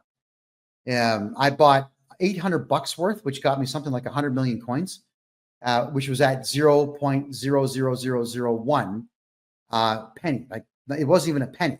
It was 5 zeros, then a 1 after the decimal point. But I figured if it went to a penny, cha-ching. So I bought a bunch, and the decimal point moved 1 over. Wasn't enough for me to sell it, so I'm just going to hang on to it and see where it goes. Sometimes you win, and sometimes you lose. Investments are kind of wonky that way. The only real stable ones in the world are real estate because everybody wants to have a piece of land somewhere. Alrighty. So I got a question here. How does the Canada Revenue Agency tax different sources of income? By issuing threat letters. Your sources of income could be the following: a job, a part-time job, a contractual employment position, commission sales, theft, dealing in drugs, like illegal activity. All these things could be income. Don't do illegal things. I'm just saying you can get your income anywhere. And if the CRA knows about it, they'll definitely want to tax it. There was a while back in the 80s, there was one, I can't remember his name, but there was a politician that went around interviewing prostitutes in Toronto and Montreal, trying to get them to pay income tax on their money. And he was trying to sell it to them saying, think about all the benefits you would get. You would get a pension when you grow up. Thinking, pension? Oh my God, are you kidding me? No. Oh. So the CRA will look for any way at all to be able to tax what you have earned, but it's all done through threats. So the question is elongated here. Many of my friends are asking how the CRA treats different types of income, such as employment income, investment income, capital gains, and rental income. The truth is they categorize it, but it doesn't matter. To them, it's all the same. It's income. What they do is they add all these titles to it because they want you to think that you are somehow obligated to give it to them. So on the tax form, they've got all kinds of crazy things like other income. And that's where you would put down things like prostitution and gambling if you were so inclined to do so. So that they want it from anywhere. They don't care where they get it from. They want you afraid of the process enough to snitch on yourself about every income source you have. That is what they want from all of you. All right. So Let's think about protecting everything that you've got. And let's think about having me do your taxes so that we don't have to stitch on yourself about every little thing, especially if it's not even income. I mean, in some cases, there's a lot of folks out there, they get $10,000 given to them as a gift. And a bad accountant will say, oh, you got a gift, did you? All right. You got married and someone gave you a gift of 10 grand. Oh yeah, we're going to put that down because I don't want to lose my license. That's what they'll say. It's crazy. No, you don't want to declare gifts. Those are yours. You keep them. Speed Up says, what do you do with the letters? If you're referring to letters from the CRA, you definitely want to reply to everything. Whenever they send you a threat, you have to send your own threat back. I know exactly what threats to send, so you can hire me as your agent to deal with your tax issues for you.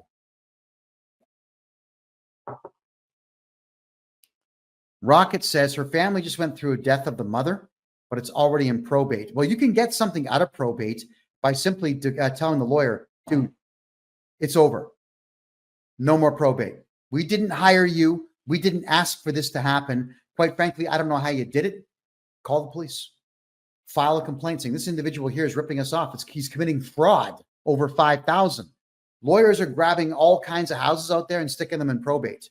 But the message is for all you adults out there, find a way to get along. Arguing about who gets what is really stupid. Here's the deal. Do you really think that your life is going to be so much better if you get $8,000 more on your parents' house when mom and dad die?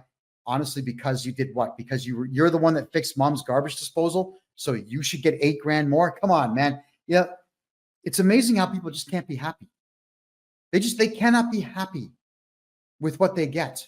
Everybody wants more. And in a lot of cases, it's not even that they want it because they're greedy. They just don't want the sibling to get it.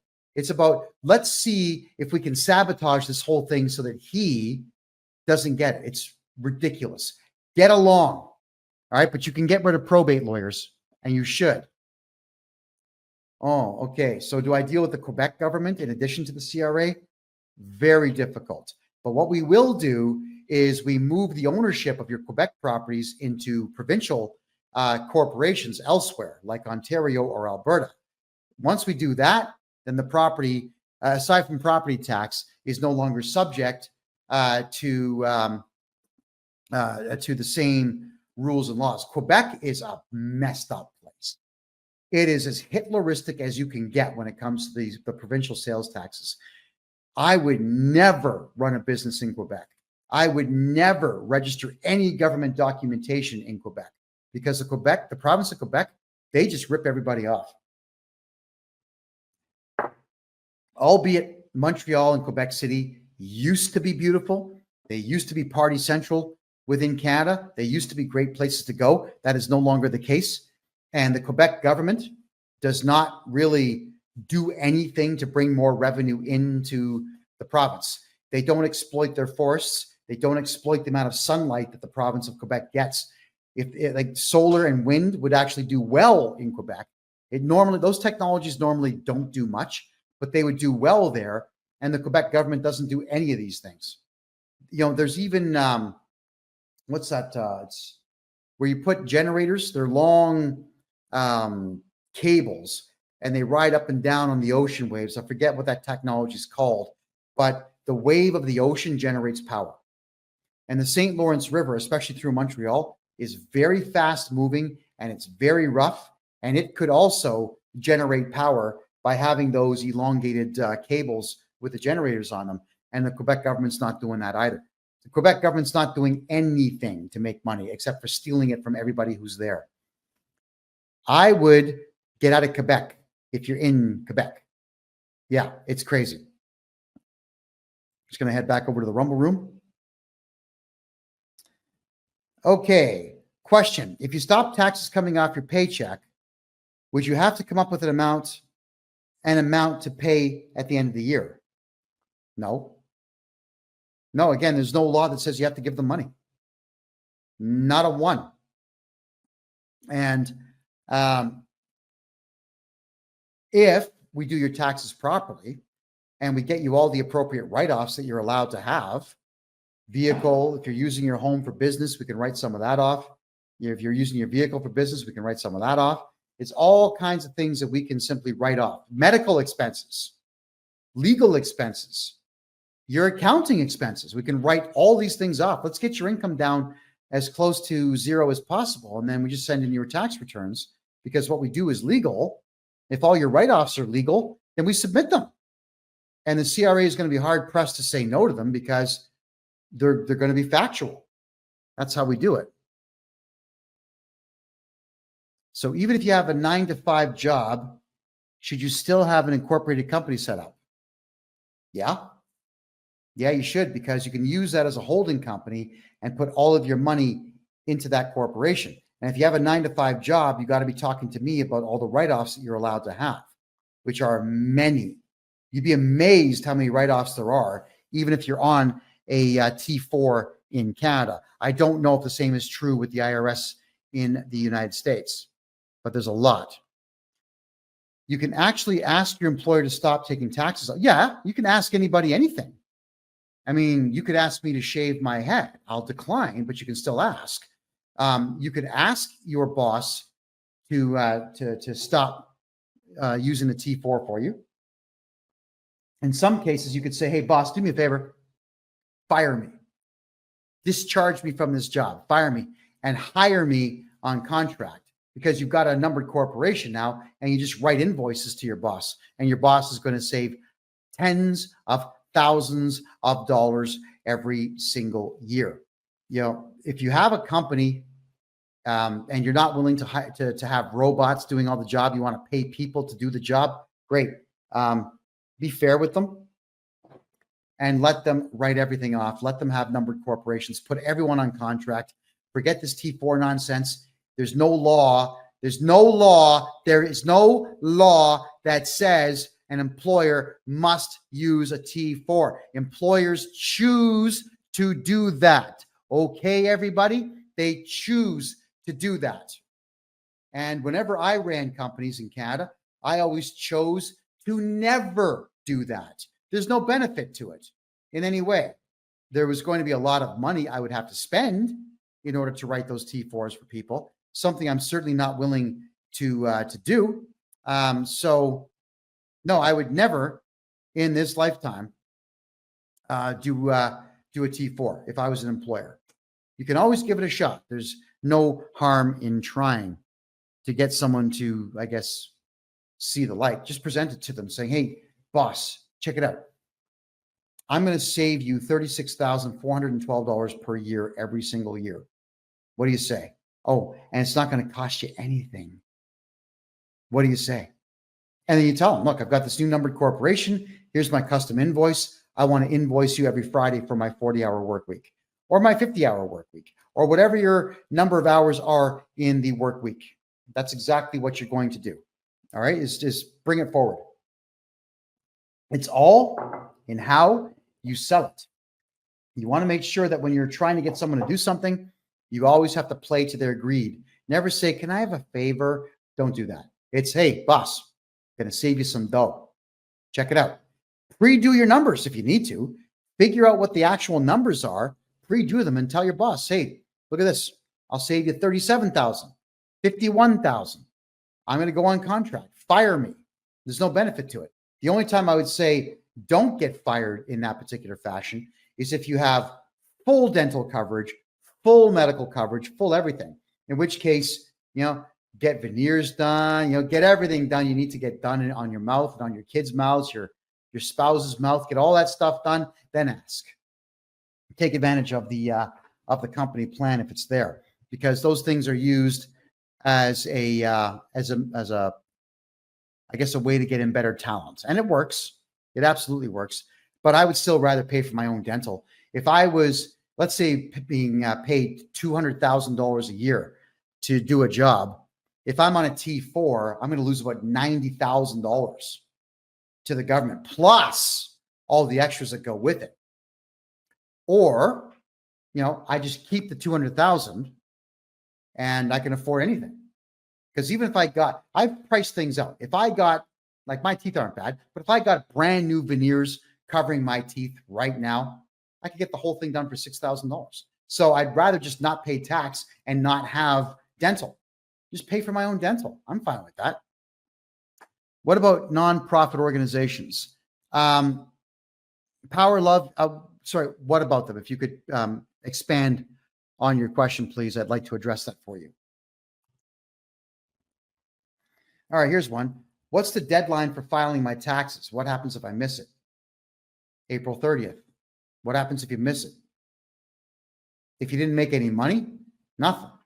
If you're at the poverty line, nothing. So it doesn't matter.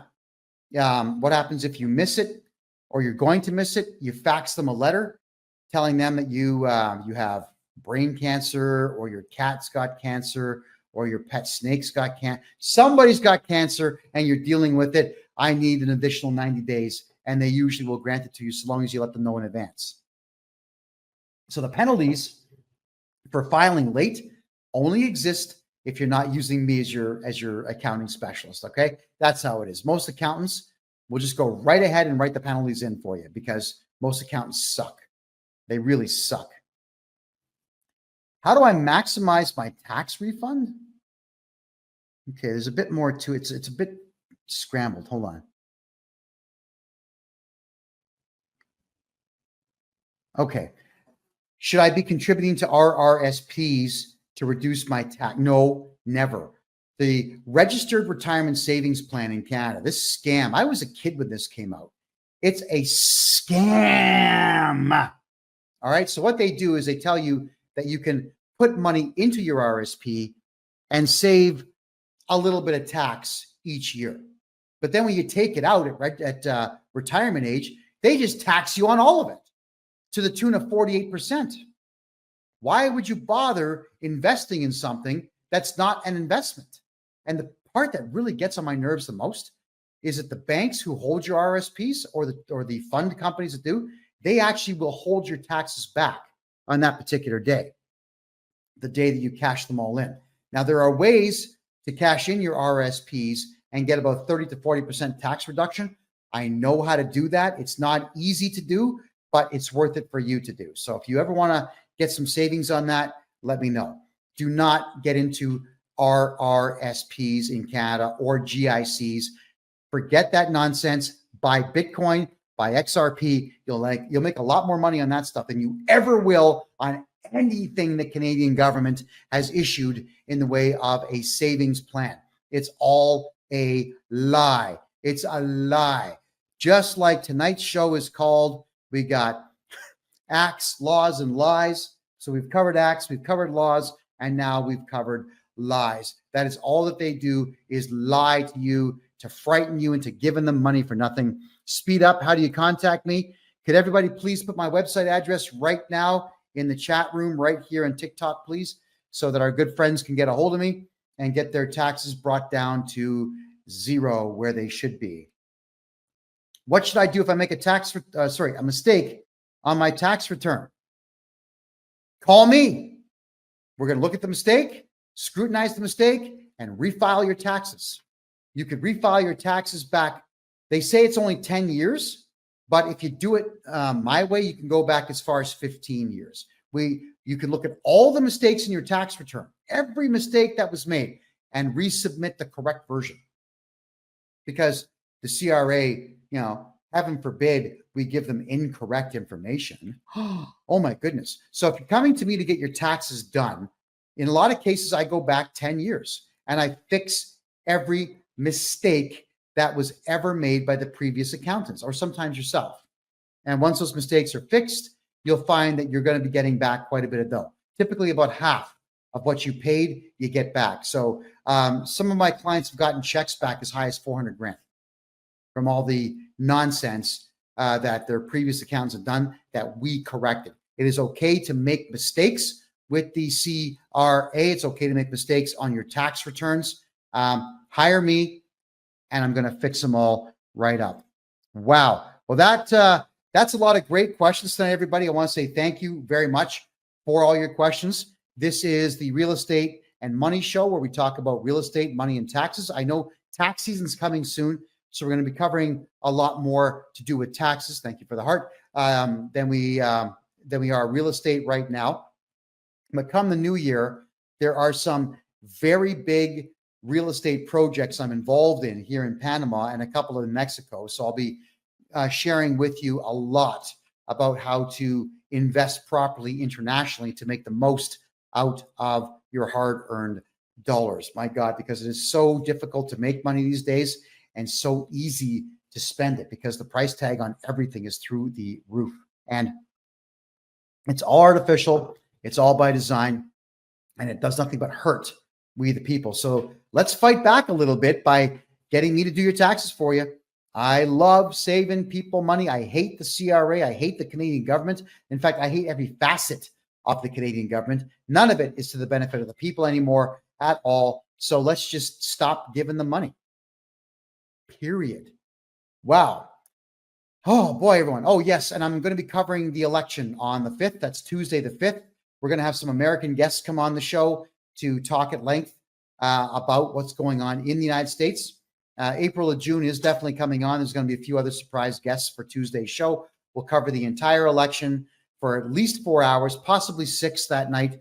So we're going to be starting a few hours early, and that's going to be on Tuesday. That's Tuesday, the 5th of November. Let's see what happens with that election. My name is Kevin J. Johnston. This is the Real Estate and Money Show, which is every Thursday at 9 p.m. Eastern Time, right here on freedomreport.ca. To get a hold of me to get your taxes done, right there. It's kevinjjohnston.com. We'll see you next week, and good night.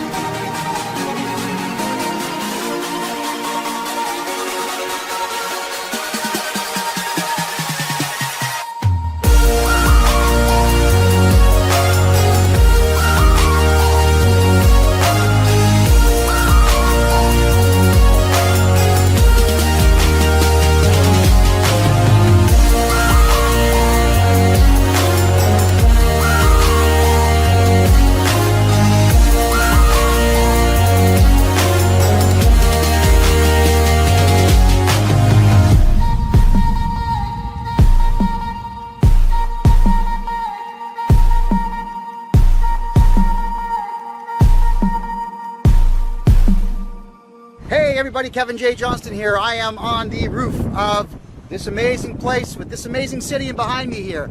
Yeah, that's downtown Panama City. For those who think that I'm in a third world country, well, very not, as they say. I'm standing on a rooftop of a condominium down here that has been built with gentrification in mind. The neighborhood that I have just to the right of me here, or my left, your right, is called Casco Viejo. It's the most expensive land in Panama, and just a little bit over this way is what's called El Chorrillo, which is the cheapest land in Panama. But the whole area is being completely rebuilt. So this condo is right now, well, to buy it is the perfect time to do so, because the whole town is being gentrified and the value will skyrocket. Whatever you pay $170,000 for today is going to be worth at least $1 million in 5 years when the rest of the area follows suit. And speaking of condos, that is the point of tonight's show. A lot of questions are always coming in on this being the real estate and money show with me, Kevin J. Johnston. Should I buy a condominium? Everybody is asking, should I buy a condominium? Well, yes and absolutely not. Both answers are correct, and I'm going to cover all of that now. If you're going to be buying a condominium in a place like Panama City here, or in some cases condominiums in larger cities, or even brand new developments in Mexico and El Salvador, the odds of the property value going up are incredibly high. Yes, that's right. For example, in Tulum, which is south of Cancun in Mexico, in the Yucatan Peninsula on the east side of the country, there's a brand new airport there and a lot of development. Now, right now, condominiums are selling there for about $80,000 US, and I suspect within 5 years, because now that Trump's in office, a lot more money is coming into Latin America and the United States, not necessarily Canada. A lot of money is going to be coming in. Americans who will have more net worth are going to be buying these properties up, prospecting for future value, future resaleable value, which is exactly why I'm buying property down here in Panama, because I am thinking 5 years down the road. I'm thinking about my retirement now. I'm 53 years of age. I'll be 60 in 7 years. I am closer to 60 than I am to 40. So I do have to look at all of the ways that I can retain my wealth. So let's talk about wealth retention first, and then I'm going to dive into condominiums so you get a really good sense of what I'm talking about. Wealth retention is incredibly important. In Canada, the Bank Act is going to expire. It was going to expire. The Federal Bank Act was going to expire on June 30th of next year. But thanks to me and my show, the Canadian government, after I told Canadians, get your money out of Canada, do a bank run, clear everything out of your accounts and come to Panama, as soon as I said that, the Canadian government put a 2-year extension on the end of the Bank Act. But when the Bank Act of Canada expires, that means that the Canadian dollar can be, if they choose to, dissolved and replaced with the central bank digital currency, which they were planning on doing last year in Canada, and it did not get done because the Liberal Party of Canada is far too disorganized. If they were more organized, they would have got it done, but they're not, so they didn't. With the Bank Act expiring, Canadian dollars that right now are worth about only 70 cents of the US dollar will continue to drop in value. Now, how do you retain the value? Gold and silver. You definitely want to buy gold and silver. Now, even though the Canadian government has sold off all of our gold reserves in Canada to China, of all places, there's nothing to back the currency. There's still gold being minted as bars and coins within the country. Funny enough, as terrible as Canada is at everything, it's actually good at maple syrup and gold and silver bars. They're even pressing copper bars and copper coins right now, which are still a decent investment. They won't go up as fast, but still a good thing to have. So if you want to retain your wealth, doing it in Canadian dollars is pointless, but doing it in gold and silver is absolutely the way to get that done. There's a lot of information that I can provide to you whenever you buy yourself a consultation with me. I'll guide you down the correct pathway to getting your hands on gold and silver, the good stuff, the 99.9% pure stuff. That's the stuff that you want in Canada. Wealth retention also comes in the way of property, real property. When I say real property, I am talking about things that you can live in, all right? You can live in. Let me address one more thing though before I do property. Crypto. A lot of you say, I'm not getting into crypto, it's a scam, they can just shut the electricity off, blah, blah, blah, blah, blah. It's never gonna happen. The world leaders out there are not going to allow the power grids to fail. Why would they want that to happen? All money in the world is digital now anyway, except for gold, silver, and copper bars. All of it's digital. So if, let's say, the Russians did something stupid, like nuke the Ukraine, all they're going to do is melt all the phone lines that run their transactions on a secondly and microsecond basis. Countries around the world are not going to be firing nukes at each other, and they're not going to be sending out EMPs to knock out the electrical grids, because if you do knock out an entire country's electricity, you can't trade with that country. And the governments know this, so don't ever concern yourself with electricity not being available. You got to keep in mind that CANDU nuclear reactors are still the best in the world, and there's lots of them around the world. In the province of Ontario in Canada, so much electricity is being created in that province that the province of Ontario has to pay the state of New York to take it off the grid. So it's abundance, it's out there, don't worry about it. Crypto's the way to go. Bitcoin is amazing because it's going to be worth 150,000 US by this time next year. It will enter a bear market early in the year. It might drop back down to about 40,000. When it does, I'm putting every penny I have into it to make sure that I can quintuple my money in the future. Ethereum it's okay. It's mostly used for digital content, video games, music, e-books and whatnot. But XRP, this is the new up-and-comer.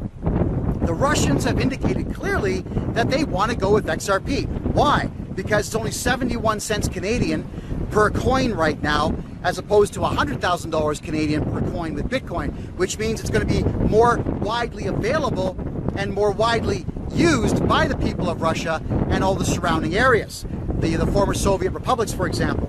Imagine Kazakhstanis being able to buy Bitcoin. They simply cannot. So they'll be into XRP. If XRP becomes the official digital currency of Russia, you can expect it to go past $50 per coin. Imagine buying coins at 71 cents and then having them go past 50 bucks a piece. So I'm buying XRP for quick investment income, and I'm buying Bitcoin because that's my digital gold. I buy silver, I buy gold, and I'm buying pressed copper coins.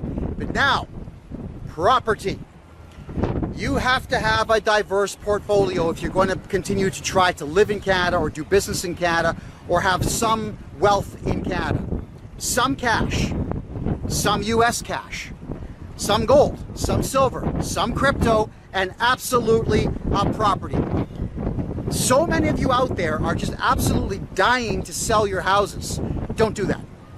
You don't make money selling property. You make money hanging on to property. First off, you get the appreciation value, but then you can rent it out. Let's say you've got a big house. You could rent out not only the top floor, but the basement as well. You could rent the driveway out to somebody who wants to park a car. You could rent your backyard out for anybody who wants to do storage. Let them build a shed in the backyard and let them store your stuff. If you have a garage, you can make that an apartment. Make an extra 800 bucks a month on that. Make money on your property. Don't liquidate it, because what happens to the cash after property becomes cash? It doesn't go up in value. Canadian banks right now are paying 0.01% interest on money. In downtown, right here in Panama City, there's 52 major banks.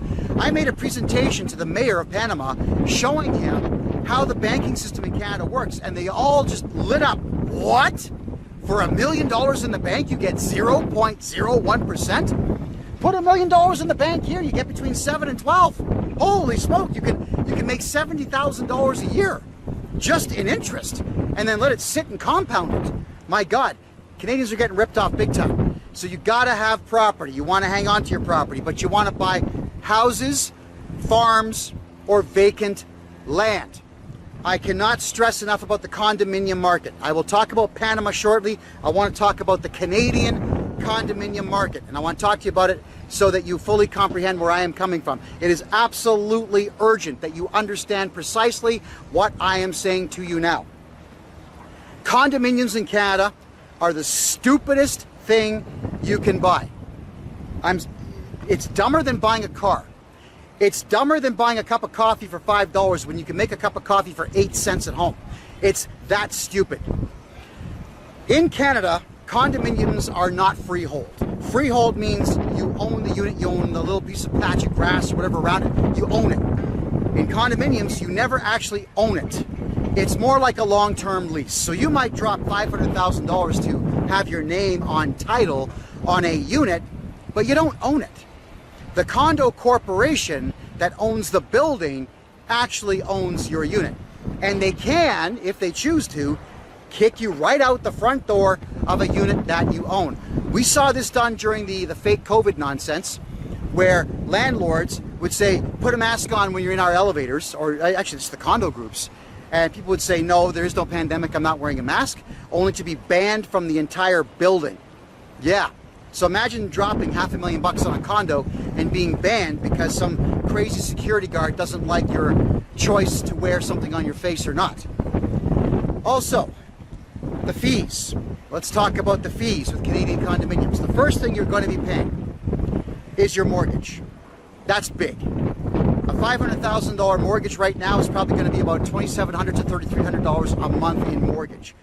Property tax, yeah, you have to pay property tax in Canada. You're in the sky. You're in the air, but you still got to pay property tax just like a house. Because the city is going to say, well, we have to run water and there's sewer and we got to run electricity and blah, blah, blah, and we got to clear the roads. Okay, a little bit of that is true. But the property tax that's being charged right now on condominiums is equal to smaller houses, especially if you're in Toronto and Montreal. Condo property tax is higher than houses on the east coast of Canada. Double what you would find in places like Maine and Massachusetts. Think about that. Then you've got the maintenance fees. That is correct. And the maintenance fees are monthly, and it's whatever the condo corporation decides that they want to charge you for that space. You're in the air. The maintenance is supposedly supposed to cover janitors to clean the place, keeping the elevators running, keeping the lights on, keeping the pipes clean, keeping the AC running, keeping the heat running in the winter, snow removal in the winter in the parking lot, salting the parking lots in the wintertime, cutting the grass, growing the grass, installing Lord knows what in the way of toys for kids outside. If there's a pool, which many don't have, the maintenance on the pool, they'll tag you for everything they can. And I have just recently had a family member come to me saying they found a condo that they absolutely adore, and we went through it. It's 1,000 square feet. It's got one bathroom in the whole place. Imagine a 3-bedroom place with only one bathroom. You're not allowed to expand the closets into another bathroom. They won't let you do it for whatever the reason. The maintenance fees are $1,000 a month on this place, and the property tax is $3,000 a month for a garbage condominium.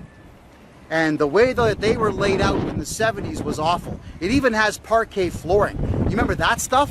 That's the stuff you're supposed to shovel up and throw in the fire, burn that stuff. I can't stand parquet flooring. It's not even fit for gymnasiums anymore. So there is no value in a condominium. $12,000. Oh, one more thing. A lot of times these condominium corps, they will put the Canadian goods and services tax on top of the fee. In Ontario, where Toronto is, that would be an additional 13%. So the maintenance fee is $1,000 plus $130 in tax, plus the property tax, plus the mortgage, plus the parking space for $100 a month you got to pay, plus. It will be the better part of $3,000 a year for electricity in a place like that in Toronto. It's going to be about another $3,000 for gas, for the gas-powered heater in there. Then you've got your $70 a month for water. It is absolutely crazy to even consider buying a condominium anywhere in Toronto. Now, if you think that condominiums are not like that anywhere in Canada, you are wrong. They are absolutely like that in every single Canadian city. All the fees that you have to pay are just not worth it. The only time you ever want to buy yourself a condominium in Canada is when they do the pre-sale before ground has been broken. Now, I did this once in the past where I had to put a $20,000 deposit down on each unit. I bought 5. Then the following year, I was asked to pay a maintenance fee of $5,000 for each one, which I did. Then I turned around just as ground was broken, and I sold 2 of them, and I doubled my money on them right off the hop. I held on to the other 3 until the building was complete, and I tripled my money when they were finished. I wasn't planning on living in them, and thinking back, I probably should have held on to them because they would have been paying me rent for, I guess, 12 years now. They would have been paying rent. So it's a lot of rent money that I threw away. But at the time, the economy wasn't very good, jobs were scarce, I needed the money, so I sold what I had. I, of course, don't regret it. I just resent that I couldn't hang on to them. So, condos. If you're not going to be in the flipping game, then you got to walk away. A lot of times with condominiums as well, you can probably get them on a good deal, but they're just not worth it. It is very difficult. Before you buy a condominium in Canada, you got to talk to the condo corp group, and you got to find out what the rules are going to be for making modifications to the inside. In a lot of cases, you're not allowed to modify without first getting a city permit, which you don't have to do for a house. And then on top of that, they want you to get their permit. So you got to sit down and drop a couple $1,000s for the board of directors to sit down and look at your plans and say, no. Then you can appeal that to the same people that said no for $2,000 or $3,000 more, and they'll say, no. Then you got to appeal it in the court. Why go through all that just to be able to replace the floor? Why go through all that to change the layout into something a bit better suited for human habitation, which most condominiums are just not? So they are not investments at all. They are nothing but a drain on your resources. The odds of you recouping all of your money on a condominium purchase in Canada are slim to none. The odds are very good you're going to lose money on them. Now, trust me when I say this one, I've worked on more than 500 tax files for clients this year, and out of that, over 50 of them bought condos and sold condos, and all of those people lost money on every single condo. Every single one. Because even the new builds, although they have warranties, good luck getting them to come back and fix anything that's on warranty. It doesn't happen. You can sue them, you can win, they're still not going to pay you. So that is the problem in Canada. When you sue, you don't have any recourse to get paid. Why put yourself through it? The condominium market in Canada is completely flooded. If you're looking to buy condos because you like condo life, sure, be my guest. I actually like condo life here in Panama, but the condominiums here are definitely higher quality. And there's a lot more perks to them, such as rooftop pools, gyms, and access to the public. Good access to the public. Like this building right here, this first white one right here, it's a hotel called The Sands, and this hotel also has residences you can buy. It's got a pool that's almost 25 meters long on the 15th or 16th floor. And if you look at the rooftop, it's got 2 nightclubs, a restaurant, zip lines, amusement park rides, rock climbing wall, the whole bit. So there's a lot of perks here. Panama wants you buying property here, so you get a lot of really cool things that come with your condo purchase. So in Canada, don't do condos. But here in Panama, you can do condos, and you can do quite well on them. So in the building that I'm currently in, a beautiful corner lot is selling for $165,000 US. Now with that, there's a maintenance fee of $100 a month. That's it. It's $100 a month and 0 property tax because you're in the sky. And the Panamanian government says, yeah, you know what? They're in the sky. We're not going to charge them property tax. The building pays property tax, but the individual units do not pay property tax. And I've made an arrangement now for a lot of you who are looking to move your money very quickly. Let's say you've got Air Miles credit cards or those gold Visa cards that have all kinds of benefits to them, and they give you prizes based on what you spend. You can actually buy a condominium in not only this building, but over there in the Sands through me just by going boop with your credit card.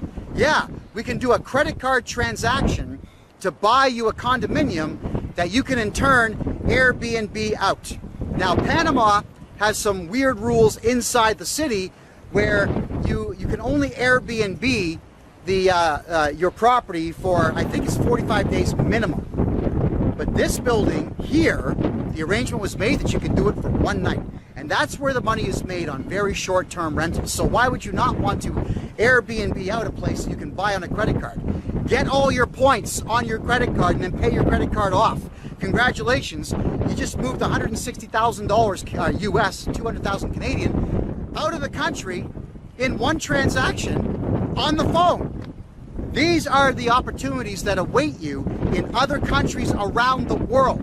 So don't think for a second that you can't move money here quickly.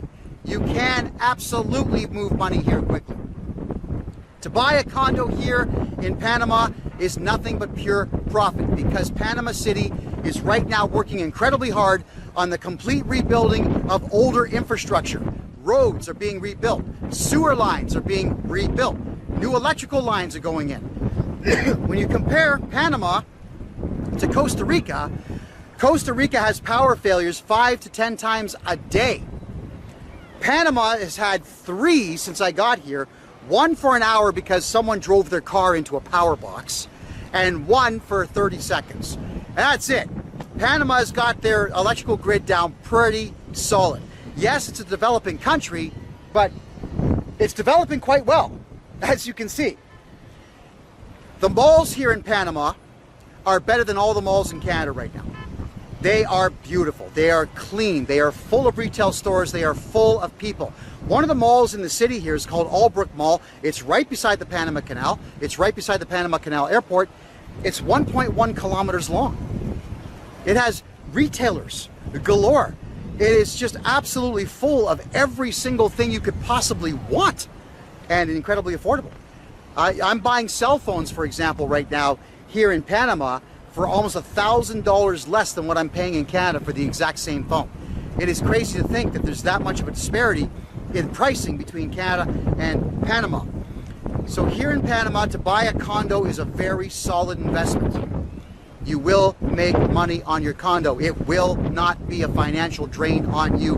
And the fact that you can do it on a credit card and earn all your points and air miles and whatever else you're collecting is absolutely remarkable. Nobody else has made that kind of arrangement, by the way. I am the only real estate guy in all of Panama that can do credit card transactions for entire condominiums. Now, another opportunity that has arisen, one that I identified right away, is on the far east side, a little further east there.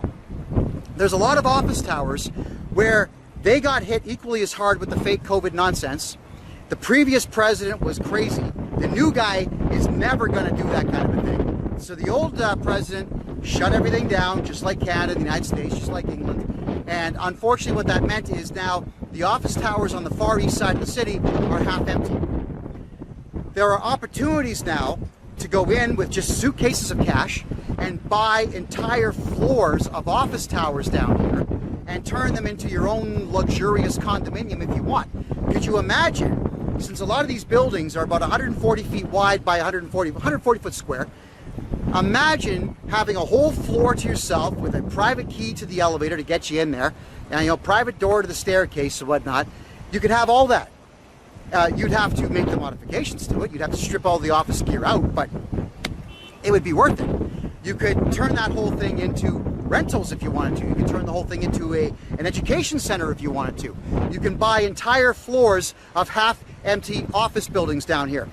Business is done differently here in Panama. So I'm going to explain the business culture here a little bit to you when it comes to property.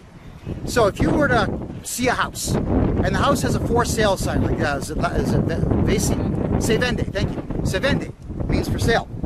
So you see that, and it has a price on it. They might say I want $140,000. You have your lawyer with you wearing a suit and tie.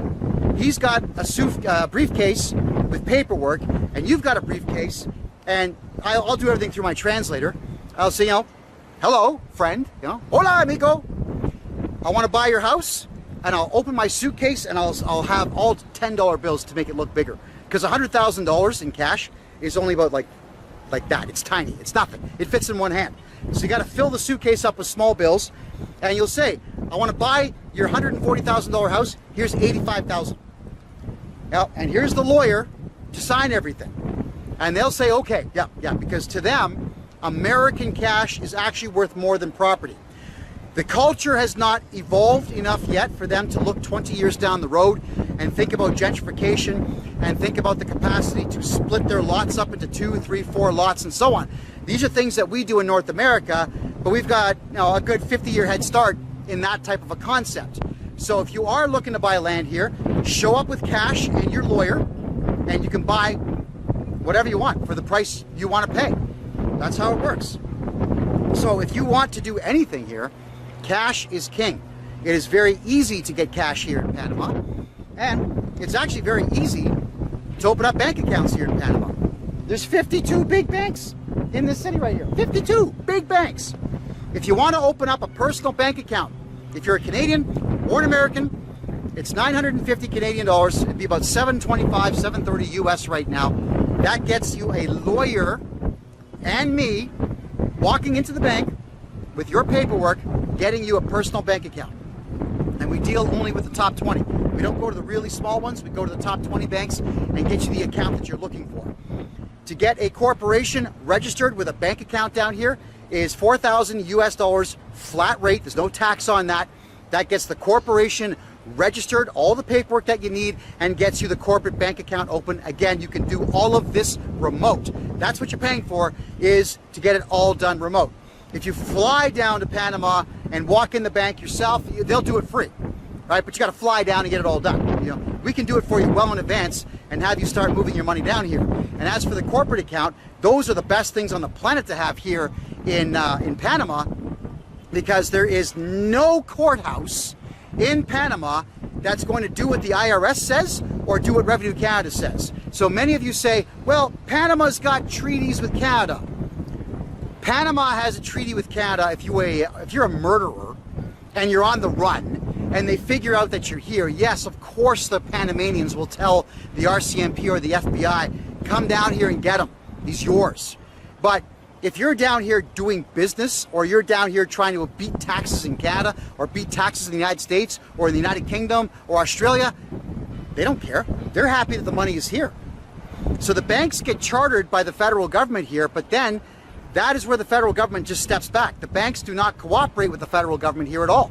So even if the Canada Revenue Agency or the IRS sued you, which the CRA does not do in Canada, by the way, if they sued you and won, the IRS does, you could get that court order, then they would have to come here to Panama and sue you in Panama and actually win before they could get a court order to get your banking information. But at that time, let's think about this, would they even know what bank you're with?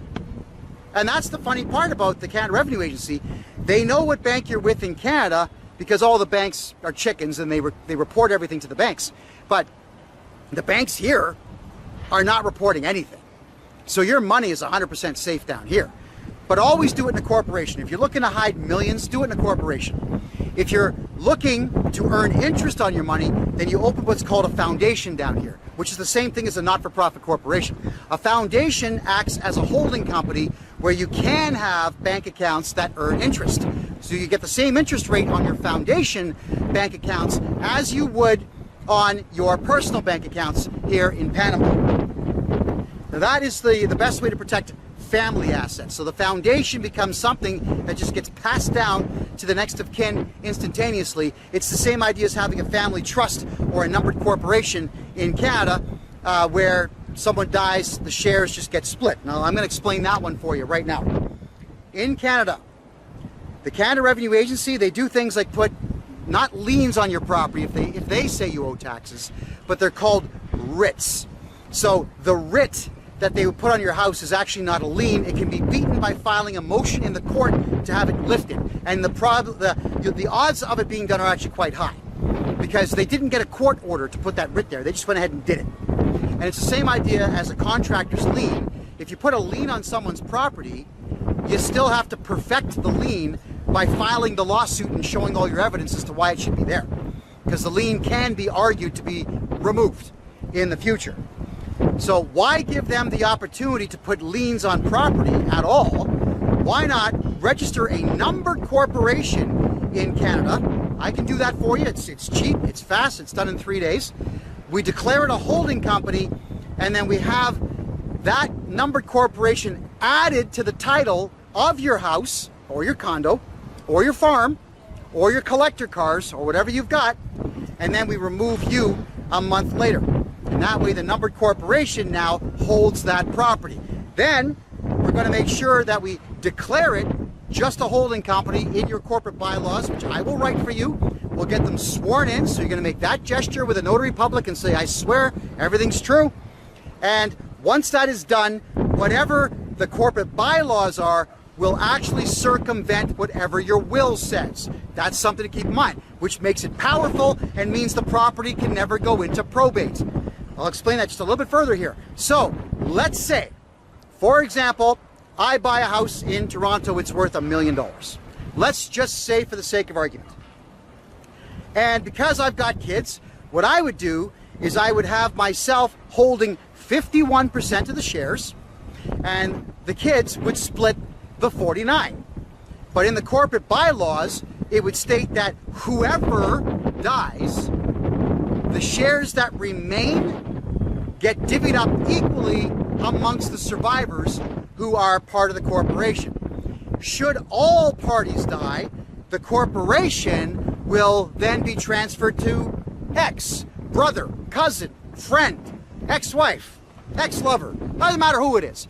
I can designate in the corporate bylaws who it goes to, which will absolutely annihilate the capacity for any lawyer to grab the property and stick it into probate. Because this is something you have to avoid. Lawyers right now, there's too many of them in Canada. They don't have anything to do. You don't even have to go to them anymore. You can go to ChatGPT and say, hey, ChatGPT, write me a lawsuit under the laws of the province of Saskatchewan, and it will. It'll ask you what to put in, so you just dictate, you speak, you tell it what you want to say, it'll write the lawsuit for you. You don't need lawyers anymore, and lawyers know this, and AI is only gonna get better. Never worse, always better. So these lawyers are looking around and trying to find people who are old. They're looking for senior citizens because they're going through records. I don't even know how well, I do know how they're getting them. They're getting them through Terranet. And they're finding out who is over the age of 75, 80 years old, and they're putting themselves down as the probate lawyer on that property, completely illegal, because the old guy or the old gal or the old couple that own that house, they're not hiring that lawyer, but the lawyers are lying and saying that they were retained for it. So what they will do when they find out the house the person has died, they will just get a friend of theirs to write them a check or a money order and put that in the bank so they can say, no, look, we got a $10,000 retainer here. Then they just take the $10,000 out and give it back to their friend.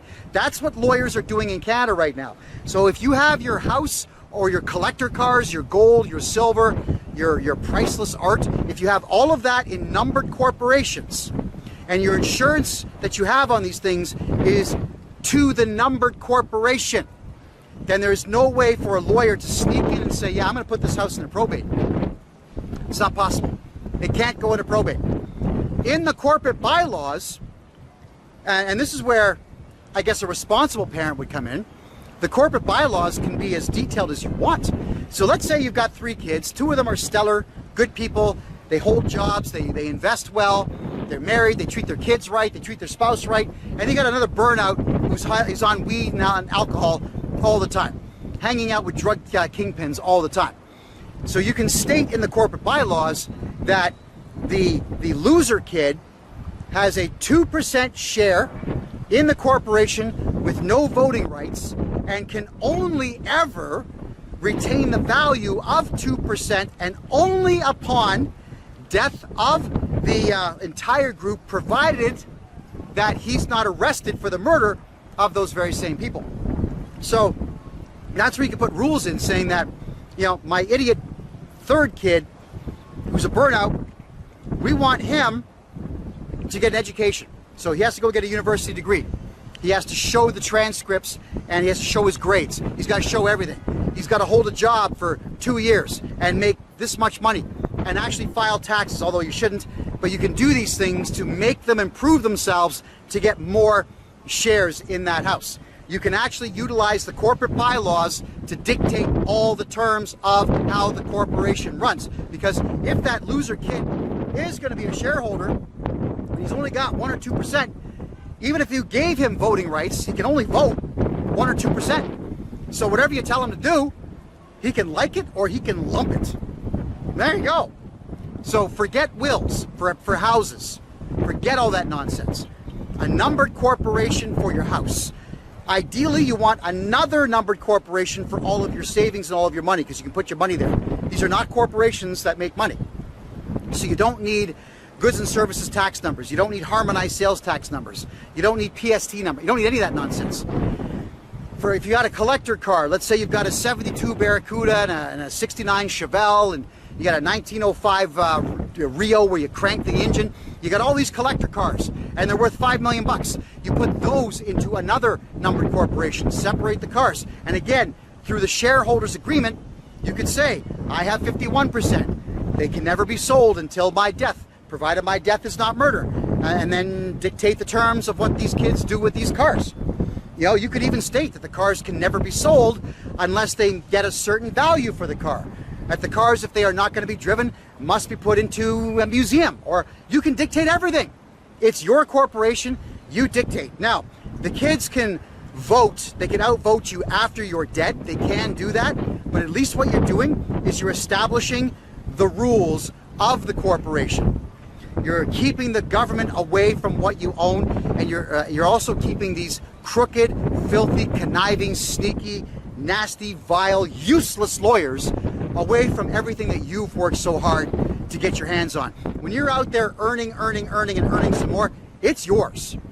Don't give it away to these lawyers. Don't waste your money in Canada buying condominiums. Please don't do that. Don't waste your time even with townhouses, because you got to remember, if it's not what's called a freehold townhouse, you don't own it. You just don't own it. The condo group owns it.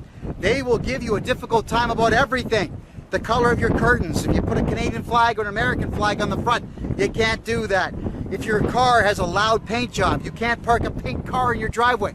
It's worse than a homeowners association. This is the crazy stuff that people do because losers like to control the lives of others. If you don't want your life controlled, buy a house. Buy a house that has land, because you can always grow on the land. Eventually, one day, you could knock the house down and build two and sell both. You can sell a house to developers. You can't sell a townhouse to developers. So you always want to have the option to sell a place of yours that somebody else wants to just rip down and start over. Let them do it. Once they buy it, that's up to them. But please get your hands on something where the value is always going to be there. One more thing about condominiums I forgot to bring up. This is a very important one. Is sometimes the entire condo corp or the entire building gets sold to an outside group. Now, where do you think most of those groups are coming from? China, United Arab Emirates, Saudi Arabia, yeah, those countries there. India, yeah. These are countries that have awful cultures that are not wrapped around personal freedom and individuality. They do things their own way. And when they start doing things their way, they are no longer catering to your culture, to Canadian or American culture. They're catering to their own. Which means what? The value of the entire building drops, the maintenance fees go up, and the value of your individual unit goes up. And if you're trying to sell a place, there's a reality of called white flight, which simply means people of a similar culture, when they get infiltrated by another culture, completely in their own area, they leave and they go find their own culture somewhere else. They call it white flight, but I actually call it cultural flight. That happens. And when white flight or cultural flight becomes a thing in a condominium, your condo drops. The value it goes down, but you're still paying all those ridiculous fees on it, perhaps even more. And I am not interested in having anybody out there telling me what to do with what I buy. It's my money. Get lost. Leave me alone. But in a condo, no one's going to leave you alone. And all these stupid videos that we have all over YouTube and TikTok now, where you've got, they call them the Karens. You know, the individual people, men and women of all ages, who start shouting at people that they don't recognize walking in the front door of the lobby of the building that they live in. and the police have to get called. It becomes a big waste of time. Do you really want to spend your time around people that you don't know in a failing economy in Canada? Hopefully a better one now in the States with Trump in office. But do you want to be around people that are angry because they're broke in a broke country? I'm sure that we can all agree that you just don't. The answer to that one is going to be a resounding no. I mean, here in Panama, I bought in a building where the vast majority of the owners are Americans, Canadians, Brits, and so on. So the culture is very similar. Panamanians staff it. So the security guards and the cleaning staff and the maintenance staff, whatnot. And you know what's awesome about Panamanians? They are eternally grateful for the jobs. Because when they're working for American, Canadian, white companies like this, well, then what they will do is, first off, they'll do a much better job because they want to keep that job. And secondly, they get paid more than the average does at a Panamanian company. Panamanians love it when Americans, Canadians, Aussies, New Zealanders, Brits, the French, whenever Paleface shows up with money, they absolutely love it because they know it's going to equate to jobs for them and their families. So I've been actually communicating with a great number of people here in Panama, and I'm telling all the young men out there, especially the ones who are under 20, learn English, because interpreters are going to get paid down here about $200 a day. You know, I've got an interpreter that he comes with me whenever I go on business. So I'll call him the day before saying, be at my door. You got to get to my door. I want you there for 8 o'clock in the morning. I pay him $200. He drives me around for the day.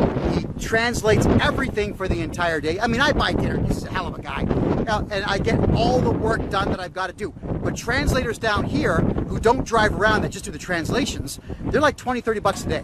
All right? I like to pay fair because when I see someone who brings a lot of value to my life, I'll pay them for it. But you can get away with the lower budgets down here. Because in a lot of cases, a Panamanian family, the whole family only makes about $2,000 US a month, but they're happy because they can pay all their bills with that, and they can actually put some away for a rainy day. Because the locals here, like I do now, they know where to shop to buy groceries for $20, $30 a week. I'm buying groceries for $30 a week. It's amazing. If you're coming down here, I'll show you where to go to get deals like that on food. And the food here is absolutely fantastic. So to recap this entire thing before I get going here is to retain wealth in Canada and the United States. Some cash, some gold, some silver, possibly copper. If you know how to get into Sri Lanka and buy tens of thousands of gems and bring them back, sure, try that too. Gold is better than gems. You definitely want crypto, XRP and Bitcoin.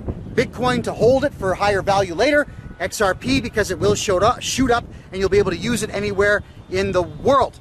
And then you want to have real property. Condominiums in Panama, yes. Condominiums in Canada, no. If any of you want to have yourself what's called a concrete bank account, which is buying a condominium down here in Panama, especially here in the city, and renting it out, let me know, because we can just do one transaction. It'll take an hour, maybe less. All that's going to happen is I'll sit down with the lawyer and you and me and the owner of the building. Everything will be done on Zoom. The contracts will bounce right back and forth.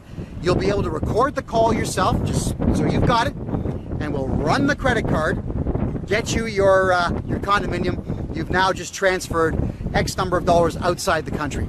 And if you're going to be buying property here on a credit card in Panama, let me know in advance, because we got to find out which card you want to use. I really want those of you who want to do this kind of thing with me down here to use your Air Miles credit cards or your Maple Leaf bonuses. Whatever type of points you can get, use that card. I'm just going to leave you with a story here. If you're in the city of Mississauga, there's an area of nothing but car dealerships. It's called the Aaron Center, the Aaron Mills Auto Center. Thank you. And in there's about 20 car dealerships. All of them are in there. Now, back in 1994, there's a bunch of them got together. They wanted to have pixel boards put outside. Now they would have TVs on the road, but pixel boards were all the thing. Black, you know, that kind of yellowish light fixtures that you used to see outside that you could have scrolling text on. They did that to say, hey, there's car dealerships here. So what happened is, back in the early 90s, these signs were $40,000 each, and they got 3 of them made. So the guy that coordinated the whole thing with all the other owners of all the other car dealerships, ready for this? Paid on his Air Miles credit card. Yeah, and this is back in the 90s, the early 90s. So $40,000 was a lot of money back then, I'll tell you. So he ends up walking in the room, says, "Hey, Kevin, check this out." And he shows me his Air Miles. He said, "See here? I can fly for the rest of my life on one transaction." I'm thinking, Ben, tip my hat to you. Yeah, bow. Oh, wow, clever. So that is the type of thing that we can do. Get your points credit card set up, buy a condo down here with your credit card, get a hold of me for a paltry 950 Canadian. We'll get you a bank account open here where your money is safe in Panama. For 4,000 US, we get you a corporation registered and a corporate bank account here in Panama where your money is safe. There's all kinds of ways to make money, just not in Canada. If you're staying in Canada, my advice today is how to hold on to your wealth, but not to get rich in Canada. You want to get rich, you got to leave. There's money in Argentina, Brazil, Colombia, Panama, El Salvador, parts of Mexico, not all.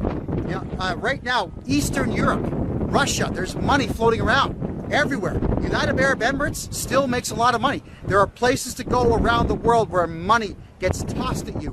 All you have to do is put on a nice suit and tie, speak well, have gorgeous skin, and you're in the room and you're getting paid.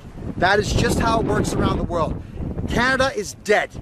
It's not coming back. There's no point investing in a country that deliberately sabotaged itself for the last 10 years. When a country is done, it's done. You have to just let it die off, and 100 years later, your great-grandkids could one day consider buying property in that country, because maybe, just maybe, a couple of strong leaders will come up from the ashes and rebuild to its former glory, or maybe close to it. Not gonna matter. I have no intentions of being here in 100 years. I'm alive today in the year 2024. We're a month and a half from 2025. I want to get rich, and I want you to get rich. Get rich with me by playing the money game the way I'm telling you how. My name is Kevin J. Johnston. This is the Real Estate and Money Show, where we talk about all things investment, money, and taxes. You'll catch me here every Thursday at 9 p.m. Eastern Time. Thank you for being here. I love you all. Good night. Hi, everybody. Kevin J. Johnston here. I want to say thank you very much for having just watched the video that I produced on the roof of one of my clients' condominiums. Yes, it is true. You can buy a condominium with just a credit card here in Panama, and that is the best way to move money out of the country. And for those who have corporate debt in Canada, corporate debt is becoming a very serious thing. What's going on with corporations now in Canada is the Canada Revenue Agency is going out of its way to break the law and actually hold all the directors of corporations personally liable, even for debts that are as old as 10 years. If you want to get away from all of your corporate debt, including every single debt the CRA is coming at you for on a personal level, simply get a hold of me, everybody. What I will do is I will buy your corporation from you. I will become the director of your corporation, and I will take on all of the financial liabilities that your corporation has. That includes income tax, payroll tax, GST, HST, and PST, all of the above, anything to do with bank loans or corporate credit cards, or bills that you owe to any particular supplier for any reason. And don't forget the CEBA loan, or even repayable grants. If there are any debts that you have whatsoever in Canada, the CRA is going after directors of the corporations. No matter how long ago you were a director, they are trying to get your personal money. This can all be fixed by offloading the corporation. You got to sell the corporation to me, because if you try to go bankrupt, it'll take about $70,000 and 3 years to not be discharged. The CRA is not allowing dischargings now on corporate bankruptcies, which is highly illegal and unfortunate, but they are getting away with it. And if you simply shut down the corporation and expect that to work, I'm going to tell you now, it truly will not. The CRA is going back and looking at all corporations that have been dissolved or just simply let dissolve on their own through inaction and through no business. And they're looking up who the directors are, and they're going after directors of those old and defunct corporations personally. you might have to just get a hold of me so we can revive your old corporation and then sell me that corporation's debt so the CRA and your old suppliers can never come back at you for absolutely anything. Protection of what you have is key. And what the CRA does, albeit is illegal, they are still getting away with it because sometimes the courts do side with them, but not as often as you think.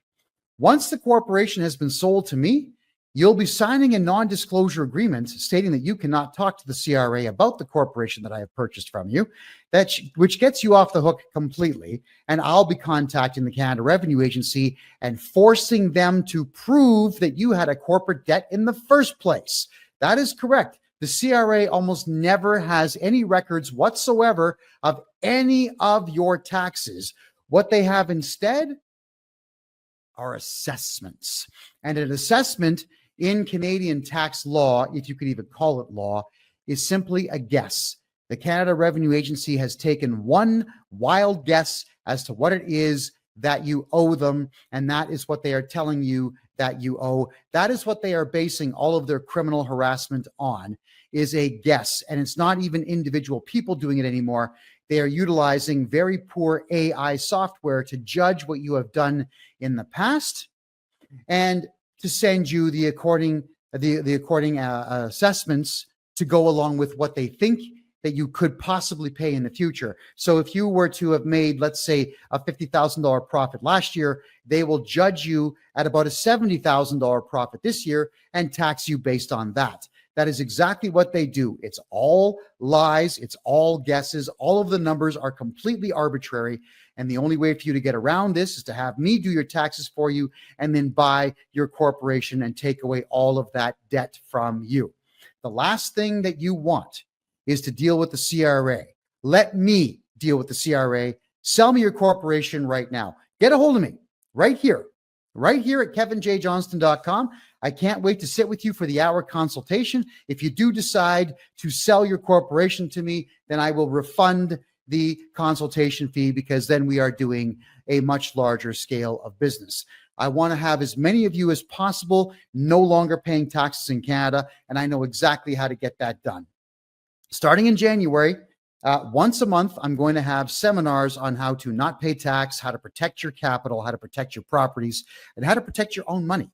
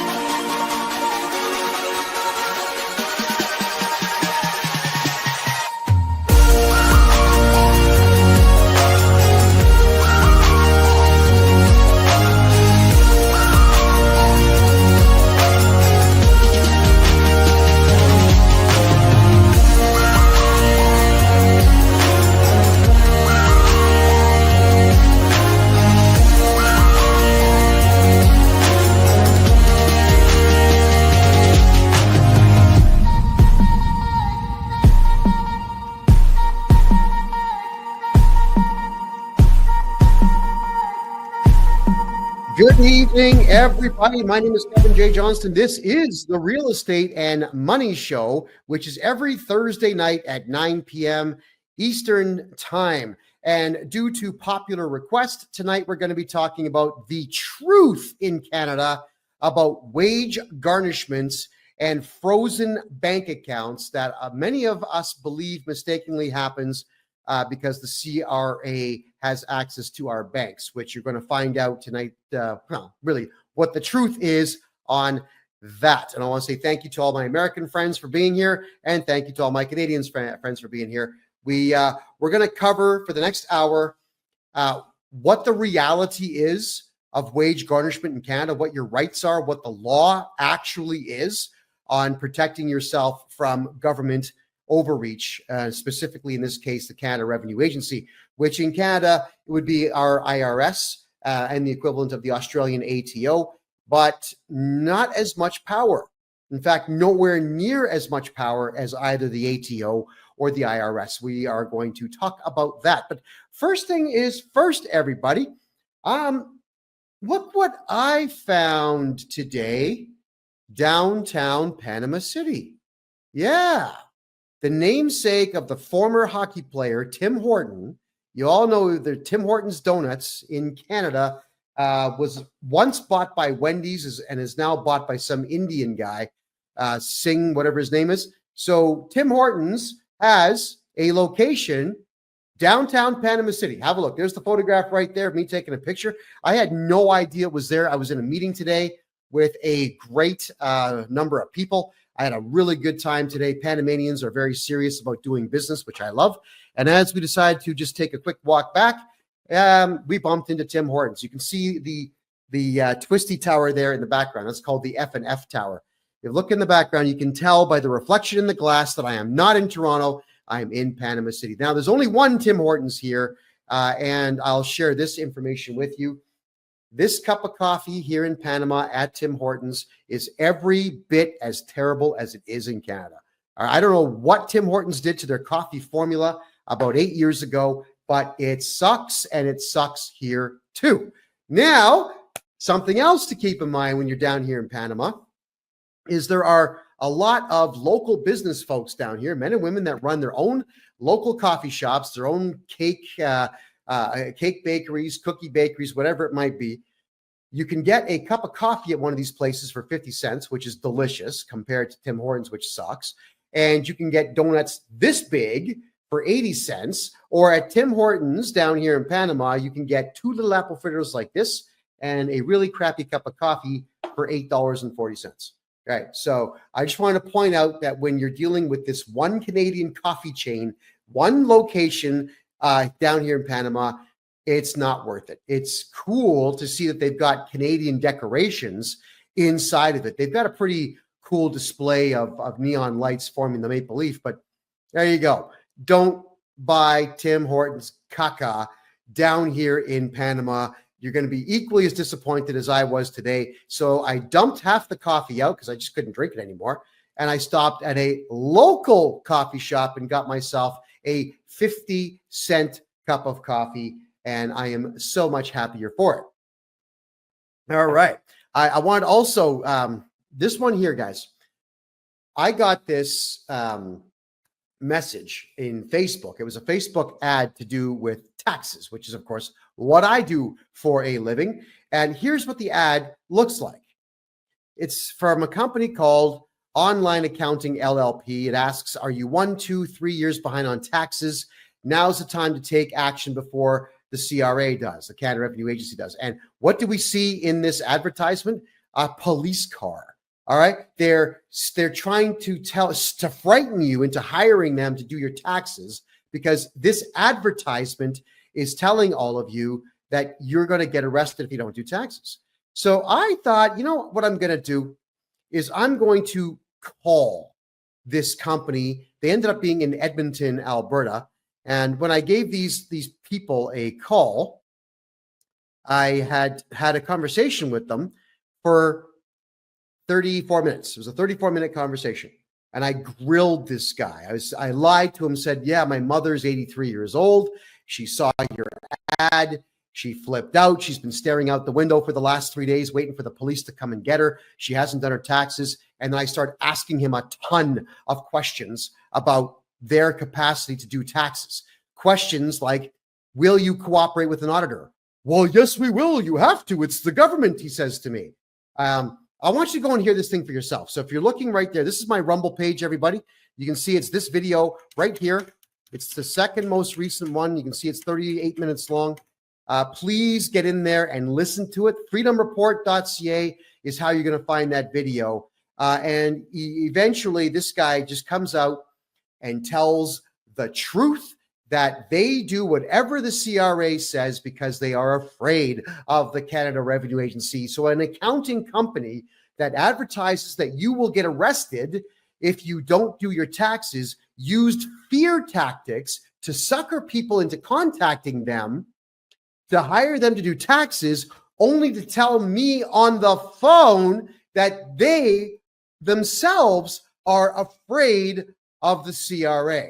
And I'm telling you all, the Canada Revenue Agency does not have any authority in Canada. If you have auditors contacting you, get a hold of me and I will get rid of the auditor. I will ban them from your home, from your office, from your business, and even phoning you again in the future, utilizing the appropriate legalese and the appropriate legal letters and the appropriate legal demands, because I am not afraid of the CRA.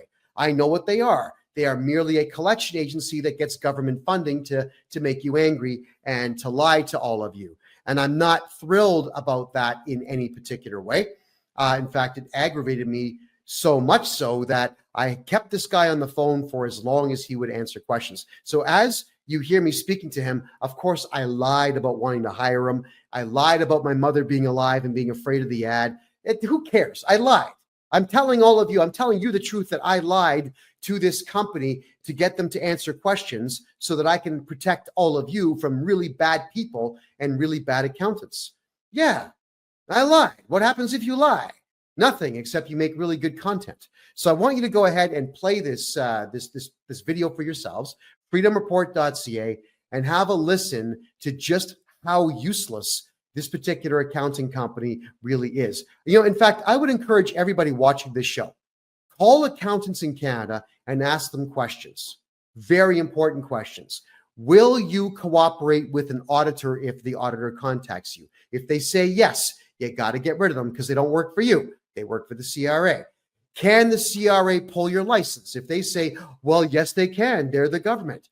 Get rid of them because no, the CRA cannot do that. If you're talking with them and you ask them, can the CRA arrest you or otherwise, if they say yes, got to get rid of them. The CRA cannot do that, not in any way. So please go through that video and understand. That's why I do what I do. I want to help protect you, but I need all of you to start phoning accounting companies and ask the same questions of accounting companies in Canada that I ask of accounting companies. Trap them, put them on the spot, record the calls, and send me the recordings. Because if you want to give me your authorization to go ahead and cut it as a video, then I will absolutely do so. We can take your videos where you're calling accountants and put them on my channel so that we collectively, as the general public of Canada, can start to fight back against the CRA by making sure that we absolutely crush these accounting companies that cooperate with the CRA. And as for those of you who are in the United States, you know that I can buy your corporations from you. I can take away all your corporate debt in the USA, and you'll be happy to know that I've begun now studying personal income tax law in the United States. It's not easy. It's a very convoluted. It's worse than Canada's system, the way that everything is worded. But eventually, I am going to figure all of that out. Clap. If the CRA seized your bank account and took your money, you got to get a hold of me. I'm going to repair your taxes for the last 10 years and get that bank account unlocked and get your money back for you. That is exactly what I do. I will go back 10 years and I'll find every single mistake that previous accountants have made, get you back your money. Now, tonight's show, we've got 45 minutes to review what is really going on when banks seize your money. In Canada, we have laws, and laws pertain to all of us combined. It's the rule for all of society. But in Canada, we also have what's called an act, ACT. An act is not a law. It's a series of rules that govern a set portion of the population, specifically those who have a set job, like the Canada Revenue Agency, to which the Income Tax Act and the Excise Tax Act will govern what they can and cannot do. But the act, it's not laws. And the acts do not pertain to we the people at all. So what will happen here with the Canada Revenue Agency, and this is for all of you to understand how to navigate them and protect them. When I tell you that you don't have to talk to the CRA, I mean it. Don't talk to them on the phone. But you should absolutely reply to all of their letters, because in Canada, they will send you a letter saying, we want you to redo your taxes or whatever, and you only have 30 days to do it. Don't ignore the letter. Hire me. I'll send off the letter saying, thank you very much for your letter, and we need 120 days to get these taxes done for you. And there's nothing that they can do at that particular time because it's a legal command. Then what will happen here, let's say you don't hire me. What will happen after the first letter? If you ignore it, they'll make 3 phone calls to you. And if they don't get through to you, or you hang up, or you scream at them, or whatever it might be, then they're just going to say, we made 3 attempts, we couldn't get through. And then they send you one last letter. And if they can't get you to do your taxes or speak to them, not pay them money, but just do your taxes. There's a difference. If they can't get you to do that in Canada, then what they do is they send out a requirement to pay letter to your bank. Now, they know about your bank only if your social insurance number, the 9-digit code you get when you're born, or when I guess your parents get you one, that is attached to your bank account. The way you protect yourself is have a corporate account where you are not the director. I'll explain that one in a future show. But they will then send out the requirement to pay letter to your bank. Now, it does not mean that they know what's in there. The bank is actually not allowed to tell them what your balances are. But when this requirement to pay letter gets sent out by the Canada Revenue Agency, the banks automatically just pay them, right? The banks are not in any way, shape, or form obligated by law to give them any money. In fact, the bank could just make a phone call saying, listen, you're suggesting that I steal somebody's money and give it to you. And you're suggesting that I do this without a court order. The banks could say, who do you think you are? The answer is no, we're not going to do that. But the banks don't do that. Do you know why? Because Canadians don't turn around and file criminal charges against bank managers, which you have the right to do. It's your money. It's been stolen from you. Canadians don't sue the banks, which you should. I've sued almost every federal bank in Canada, usually for selling my information to third-party individuals that phone me up trying to sell me stocks and bonds. I always sue the banks for about $5,000, typically between 5 and 10, and they usually will settle out of court for about $3,000. It's a free $3,000. I take it and I just sign off. Okay, no, case closed. Thank you. But you've got the right to do this, and Canadians don't do it. That's why these requirement to pay letters go out to banks, and the banks just fold up and say, oh, okay, here's the money, because they know you're not going to do anything about it. You can, and you should, but they know that you won't. And that is why when a lot of you get onto my videos and you tell me, hey, Kevin, you don't know what you're talking about. The CRA has authority. They stole my money. They took my money out of the bank. No, they did not. They sent a letter to the bank that was not a court order. And the bank chose to give your money to them. There is a very big distinction that must be made when you are considering the banks cooperating with the Canada Revenue Agency.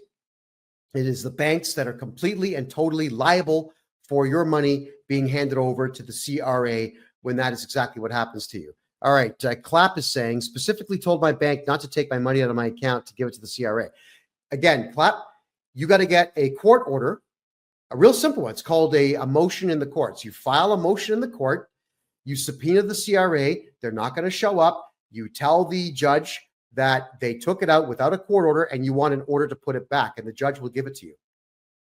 That's all that it takes. It's just a request from the judge, because for the CRA to issue that letter, it's not a lawful command. It's just something that the Excise Tax Act says the CRA is allowed to do. But we're going to read this to you so that you understand it. In fact, I had a really good conversation with a private bank owner. I'm not going to tell you who, but I am going to say that I'm very, very grateful for the time he spent speaking to me. And he sent me off a letter stating that even private banks are subject to this. And his lawyer sent me over two things to consider about why the banks would hand your money over to the CRA. And I'm going to cover them right now. The first one is the Excise Tax Act. That is section number 317. I'm going to share that on my screen right now with you. All right, let's get this rocking here. Excise Tax Act. And okay, here we go, everybody. This is section 317 of the Excise Tax Act. And I'm just going to read it verbatim and explain it to you. Garnishment. 317, subsection 1, if the minister has knowledge or suspects that a particular person is or will be within 1 year liable to make a payment to another person who is liable to remit an amount under this part in subsections 2, 3, 6, and 11, referred to as a tax debtor, the minister may, not must, may, by notice in writing, require the particular person to pay without delay. All right, so let's cover this first paragraph here. The minister, which is just some jerk. It's not the minister. It's not the Minister of Finance in Canada. It is just some jerk who works for the Canada Revenue Agency that writes a letter and sends it off to the bank. So if you hear what it says, the minister, or in this case, the CRA loser, may, in writing, require, which is to request, not you must do, it's just a request, require the bank to pay without delay. Or anyone for that matter. It doesn't have to be a bank. It could be your bookie. It could be your job. It could be your life insurance policy. So when the CRA sends these letters out, it's the bank who receives it, and it's the bank who says, yeah, okay, I'm going to do what we're told. Let me finish here. If the monies are payable immediately, and in any other case, and when the monies become payable, the monies otherwise payable to the taxed debtor in whole or in part to the receiver general on account of the tax debtor's liability under this part. So, translation. If the CRA says you owe money, you never owe the CRA money. They say you do, and there is a difference. If the CRA says to your bank, Kevin here owes money, and if you have money in your account that you would normally let him have, give it to us because we want it and we sent you a letter. Not a court order, just a letter. But it gets more serious here. But it's not more serious for us, more serious against the banks. Let's read further on this. IDEM, subsection 2.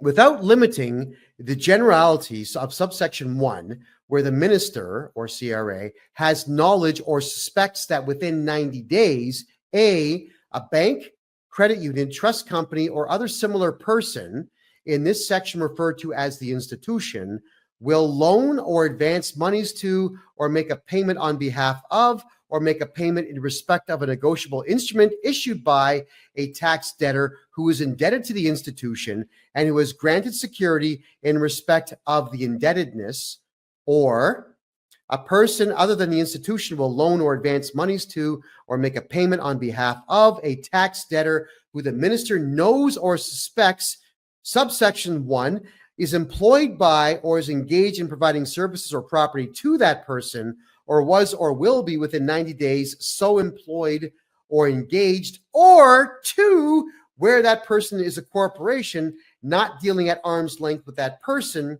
Here's where it gets dumb. The minister may, not must, by notice in writing, require the institution or person, as the case may be, to pay in whole or in part to the receiver general, which is the CRA, on account of the tax debtor's liability under this part, the monies that would otherwise be so loaned, advanced, or paid, and any monies so paid to the Receiver General are deemed to have been loaned, advanced, or paid, as the case may be, to the tax debtor. So it's really terrible language designed to say, hey, we, the CRA, says Kevin here, owes money. We can't prove it. We have no evidence to prove anything that we just said. But because of this IDEM, Section 2 of Section 317, we want you to give it to us. So give it to us. That's all they're saying. And they're saying it in a letter that is not backed by a judge's stamp or a court order. Now, how sick is that? By the way, if you're watching us on Kick or here on TikTok, we get everyone doing double fingers on the screen. Let's get the hearts flying. Let's get the lights going, everybody. It really does help bring this education level to everybody out there. I really do appreciate that. So the CRA sends a letter to the bank, and this act, which pertains only to the CRA and not we the people or the banks, is what the banks are using to steal your money and give to the CRA. Let's read further. Garnishment, Section 3. Despite any provision of this part, other than any enactment of Canada, other than the Bankruptcy and Insolvency Act, any enactment of a province or any law, if the minister has knowledge or suspects that a particular person is or will become within 1 year liable to make a payment, A, to a tax debtor, or B, a secured creditor who has the right to receive the payment that, but for a security interest in favor of the secured creditor, would be payable to the tax debtor. You know what they're saying here? Let's say you've got a court order to pay child support, and if you don't pay it, you go to jail, according to the court order. The CRA says, yeah, you know what? Don't pay the child support. Give it to us. Let them go to jail, but give it to us anyway because Section B says so. But it's not a court order. It's not a law. It's an act. The minister may, by notice in writing, require the particular person to pay without delay. May, not must, and not can, but just may, which means it's discretionary, which means he doesn't have to, but they do anyway. If the monies are paid immediately, and in any other case, as when the monies become payable, the monies otherwise payable to the tax debtor, in this case, let's say me, or the secured creditor, in whole or in part to the Receiver General on account of the tax debtor's liability under this part, and on receipt that notice by the particular person, the amount of those monies that is so required to be paid to the Receiver General shall, despite any security interest in those monies, become the property of Her Majesty, or now His Majesty of Canada, to the extent of that liability as assessed by the minister, and shall be paid to the Receiver General in priority to any such interest. So, if you've got a mortgage and you have money in the bank, the money has to go to the CRA and not your mortgage, so you lose your house and now you can't make money to pay the debt. Personally speaking, anyone who does that to you honestly deserves to be hanged by the neck until dead. You can't do that because the law says you can't. But when a person who works for the CRA does this and takes your money from you without a court order, they are a criminal. It doesn't matter that lawyers might say, but it's an act and they've got the right to do it. No, they actually don't. This here says they may ask for it, but nobody is obligated to give it to them. And who in the hell believes that they have the power to even demand this of anyone? Here's me hoping and praying that everybody who works for the CRA gets what's coming to them. I really do hope and pray. I can't sit here and advocate for violence because that would be solicitation of a crime, and that is a crime unto itself. So I won't do so, but they deserve it. So for 2025, everybody, you'll be happy to know that we're going to run a series of fundraisers countrywide so that we can have a whole team. I've got 2 private investigators that work for me now, but I want a whole team of private investigators to track down the home addresses of every single person who works for the CRA so that when they pull stunts like this, we can just go and take their houses with contractor liens. There you go. And Tim, you're correct. Acts do not apply to people. It applies to corporations and set groups of people who work for those corporations. That's 100% correct what you just said. Getting a little bit further into the Excise Tax Act, effect of receipt, more legalese nonsense. Section 5. If the minister has, under this section, required a person to pay the receiver general on account of the liability under this part of a tax debtor, monies otherwise payable by the person to the tax debtor as interest, rent, remuneration, a dividend, an annuity, or other periodic payment, the requirement applies to all such payments. Wow. So could you imagine, thank you, Deborah, could you imagine you shot some commercials and you get a residual check every month. And now the CRA goes to the production studio who pays you residual checks every month for every time you appear on TV, and they get your money. Or you have a dividend on an investment that you busted up your whole life for. The dividend payments go to them. The audacity of that. But that's only if the CRA knows that you get these things. So, how does the CRA know? Because you told them. Because at some point you did a tax return when you said, I get dividend income. I own a house and I have rental income. I was in a TV show years ago, or I did some radio work and I get residuals. You told them that. The CRA has absolutely no way to know any of these things at all.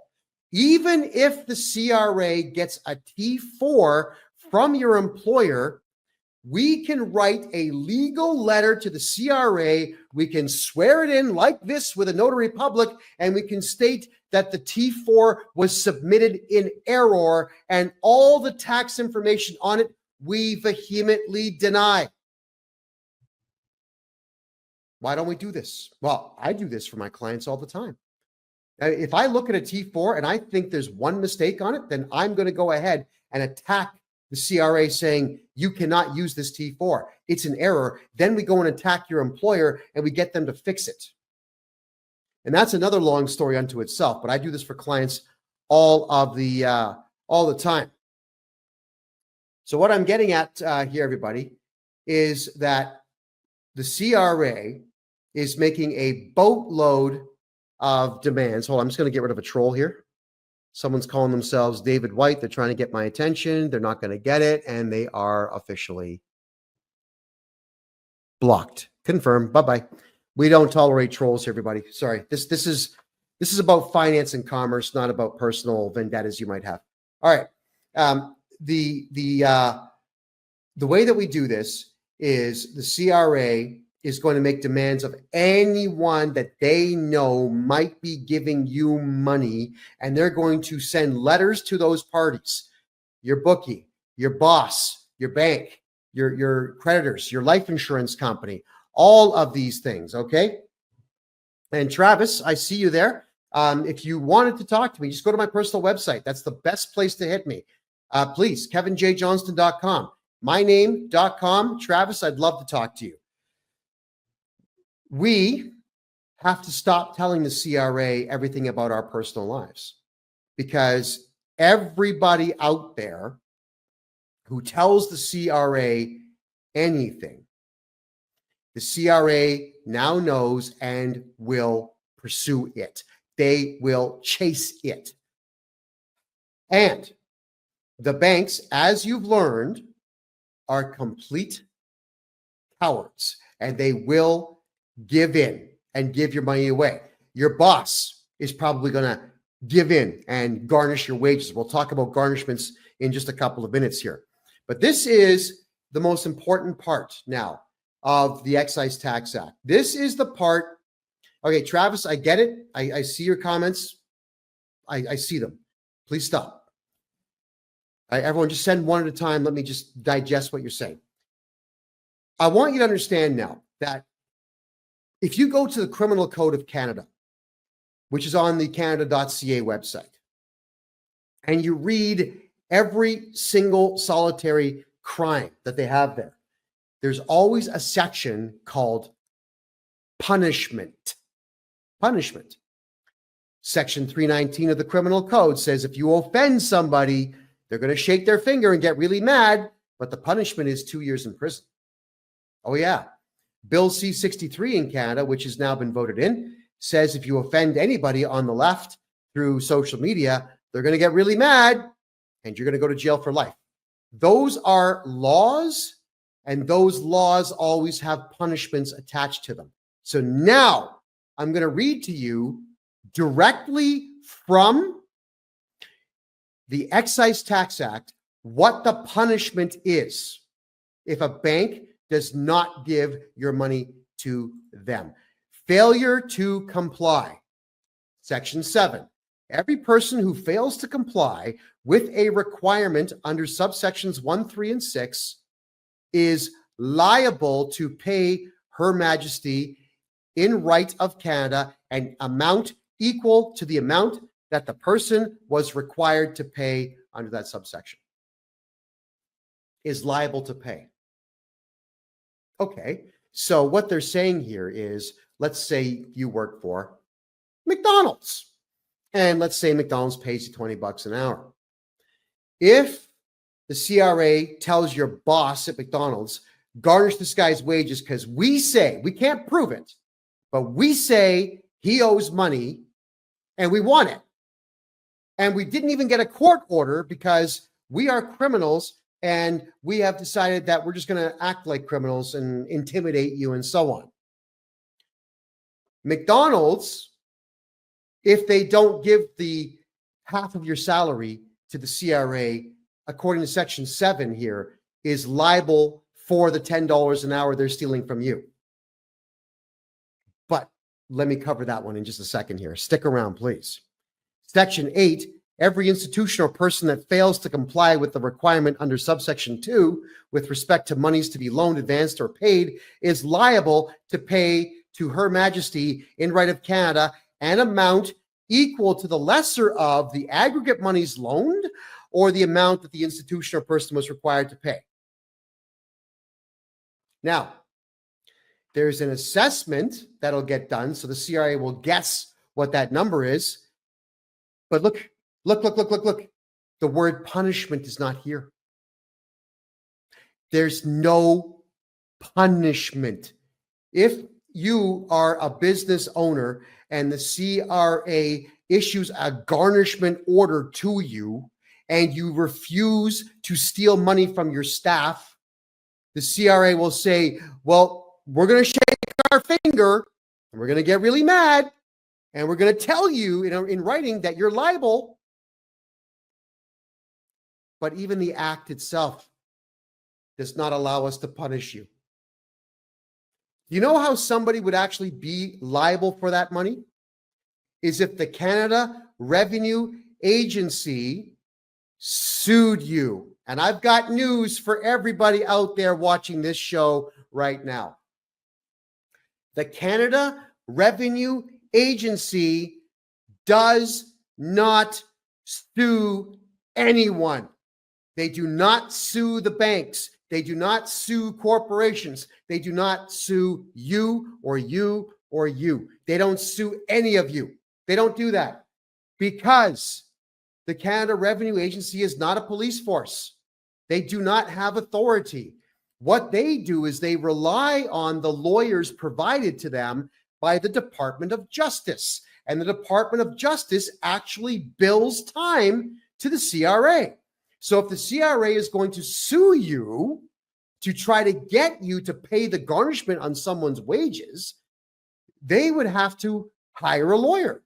But only the DOJ is allowed to represent them. And the DOJ is most certainly not going to allow themselves to be used to sue McDonald's for $10 an hour. The CRA, if they were to sue you, you could hire, let's just say, they're not going to sue you. But for argument's sake, if they did, you hire me. Here's what happens when you get sued. You file a defense. What you do is you vehemently deny everything within it, and you challenge them to prove anything. And the CRA cannot prove anything because they don't know anything about you. They only know what's on your tax return. And if you swear an affidavit stating that your tax return was wrong, then they have no evidence at all. So when you file a defense, the CRA, if they sue you, which they don't, the CRA would get a notice that you defended your lawsuit. They would get a letter from me saying, hey guys, Kevin J. Johnston here. You know who I am. You don't like me very much. And I'm representing my client in this case. The first thing that happens is it goes to a settlement conference. Now, this is something that you call a without prejudice meeting. What that means is nothing that gets discussed between the justice of the peace, not a judge, the justice of the peace and us and the CRA, nothing that gets talked about there is being recorded and cannot be used as evidence in the upcoming trial. So the CRA, if they sued you, which they won't, would say something like, well, we ordered his boss to take money away from him, and the boss didn't do it. And under the Excise Tax Act, it says he's liable, so we're suing the boss. That's it. And then I would stand up proudly. I'd have my suit and tie on. Yeah, I'd look a little better than I do right now, which is not really possible. But I would get up on stage and tell the justice of the peace, well, under the Excise Tax Act, it says that the employer is liable for it, but does not issue any form of punishment. Ergo, this is an incomplete law. Wait a minute, hold on. It's not a law. It's an act that pertains to the CRA and those who work for it and does not pertain to my client and does not pertain to my client's employer. So we actually would like to ask you, please, to withdraw this. Throw it out. It can't go anywhere. Now, the justice of the peace might just say, yeah, you know what? You're right. We can't proceed. Or he might say, no, I want to see where this goes. That's when he will ask me and the CRA's lawyer to go out in the hallway and discuss everything. And that's where I'm going to go out in the hallway with the lawyer and say, listen, whatever you're going to say, the answer is no. So why don't we just go back in there and book a trial? Because I want to set a precedent by beating you in court. And he's going to say, well, wait, hold on. We don't want that. And I'll ask him, well, what's the offer? What's the offer on the table? Let me hear it. And sometimes they will say that they're prepared to drop it. And this has already happened with other corporations where I have fought against them in court, where they will drop the lawsuit. I just have to sign off that I won't talk about it, which is fine. I've got a bundle of cases I can't talk about, and that's fine. It doesn't matter because I want to win for my client. So if we can't agree that the CRA will drop the case, I'm going to march right back in without the guy and say, your worship, or in Alberta, me lord, we can't agree on anything. I would like to book a full-blown trial, and I'm hereby requesting a 4-day trial. The JP is going to ask, why would you want to book 4 days for a simple, small claim? Well, it's because I have a list of 200 people I would like to subpoena to this trial, please. Bob Hamilton, the commissioner of the CRA, Justin Trudeau, Chrystia Freeland, Doug Ford, everybody who's involved with the CRA in some way, I'm going to subpoena all of them. Do you think for a second that a judge is going to allow that to happen? It would turn the courts into a farce. So they're not going to do it. And that's when they're going to say, well, if you're going to subpoena that many people, which I have the right to do, I might add, they can't let that go on. They're not going to let me book 4 days. So again, they're going to, the JP will then ask me and my client to leave the courts so the JP can talk some sense into the CRA. That's how it would work. The whole thing would get tossed out the door. But because the Canada Revenue Agency does not sue anybody in Canada, this will never happen. So I have just proven to all of you tonight, reading the Excise Tax Act to you, that there is no punishment that the CRA can issue to your employer if they do not wish to garnish your wages, and there is no punishment that will be issued to any bank in Canada if they refuse to hand over your money to the CRA. And that is the most important thing for Canadians to understand. The Excise Tax Act does not pertain to we the people at all. Superstar is asking a question here.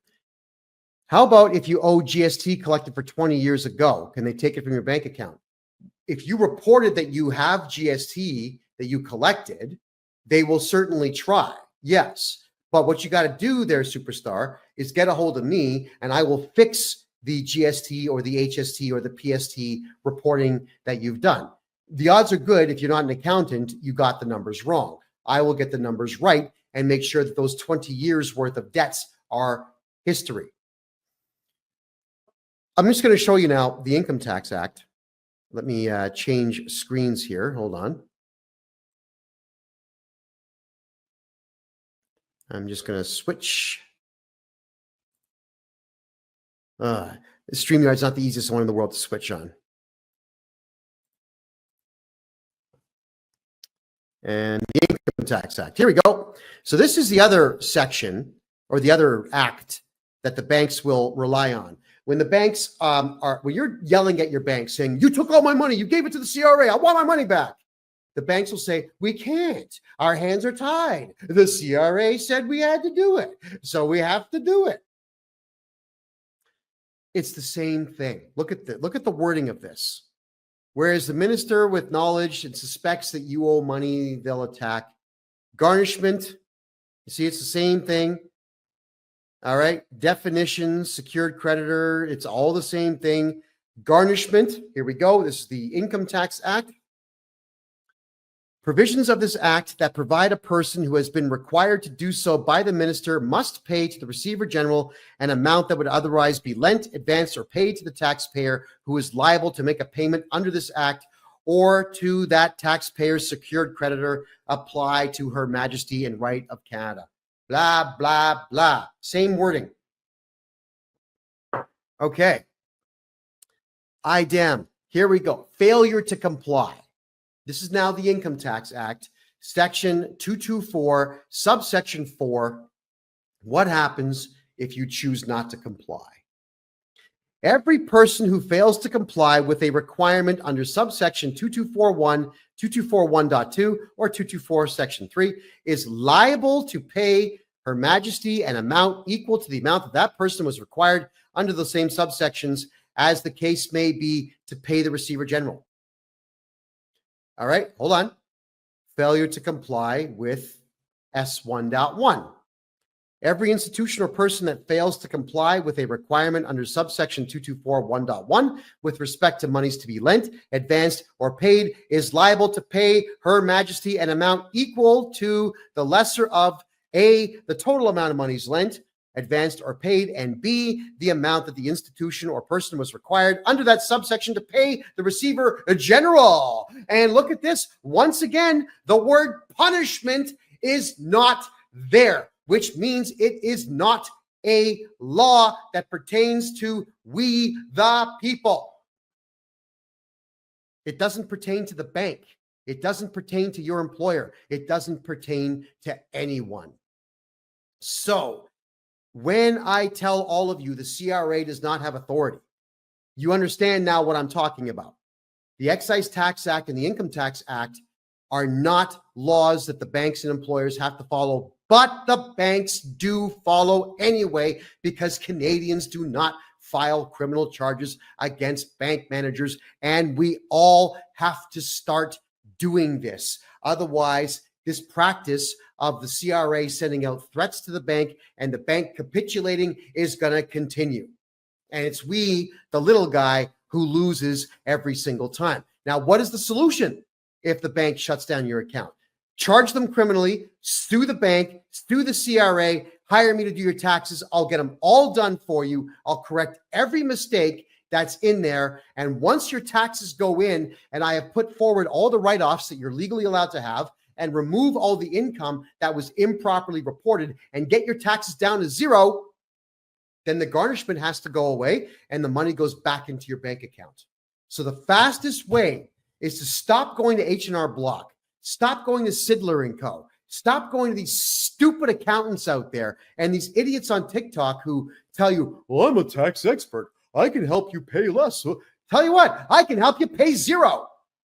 And I'm the guy who the CRA is actually afraid of.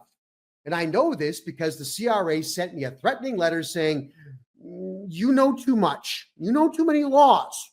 And we don't like that. So you're not allowed to represent people anymore, which of course my lawyer fired right back and shot them down in flames. Now, can you think of any accounting company in Canada that would actually read the Excise Tax Act for you and interpret it for you and explain it to you? No, of course you're not. You're going to get accountants and managers and employers out there that just do what they're told. That's the Canadian way, by the way, is to be a completely spineless, gutless coward and do everything that you're told. Barbara, thanks for being here. Appreciate that. So, Canada, I would now like to talk about wage garnishing. Everything, yes, Travis, that letter is on my, it's on TikTok, it's on Instagram, Kevin J. Johnston X, it's on Twitter, Kevin J. Johnston X, it's on my website, kevinjjohnston.com. It's absolutely everywhere. So when your wages get garnished, here's how it happens. It's exactly the same thing. It's almost exhausting to have to explain this, but I'm going to do it because this is what I do for a living, everyone. If the CRA says you owe money, it is only because you told them that you owe money on your tax return. That's okay, I fix. But if the CRA says you owe money and they want it and you're not cooperating with them, they will send the requirement to pay letter out to your boss. Now, this is where I lose my mind with employers. And I have given a lot of employers a very difficult time this year. The number one commodity, the number one asset that every business has is a highly skilled employee who's dedicated to the company. If you've got an employee who does their job, doesn't complain, doesn't take extra long lunches, doesn't sell your secrets to other companies, shows up even when they're sick, obeys the rules, treats people with respect, your customers love them, you're going to repay them by stealing money from their paycheck and giving it to a collection agency because you got a letter. What a scumbag you are if that's what you're going to do. You are a coward and a scumbag, but here's the worst part for employers out there. If you are an employer out there and you garnish someone's wages and give that money to the CRA without a court order, you know what else you are? You're a criminal. And I mean literally, you are stealing money. You have committed fraud and you've committed theft. And because you conspired with the CRA to steal that money without a court order, the court order would protect you. But because you've conspired, it's also conspiracy. These are very serious criminal charges. Why would you do that? Why would you become a criminal because you got a letter in the mail? And the odds are pretty good you got a letter in the mail from somebody who's not a Canadian citizen, someone who doesn't deserve to even be in the country or be around decent human beings. Yeah.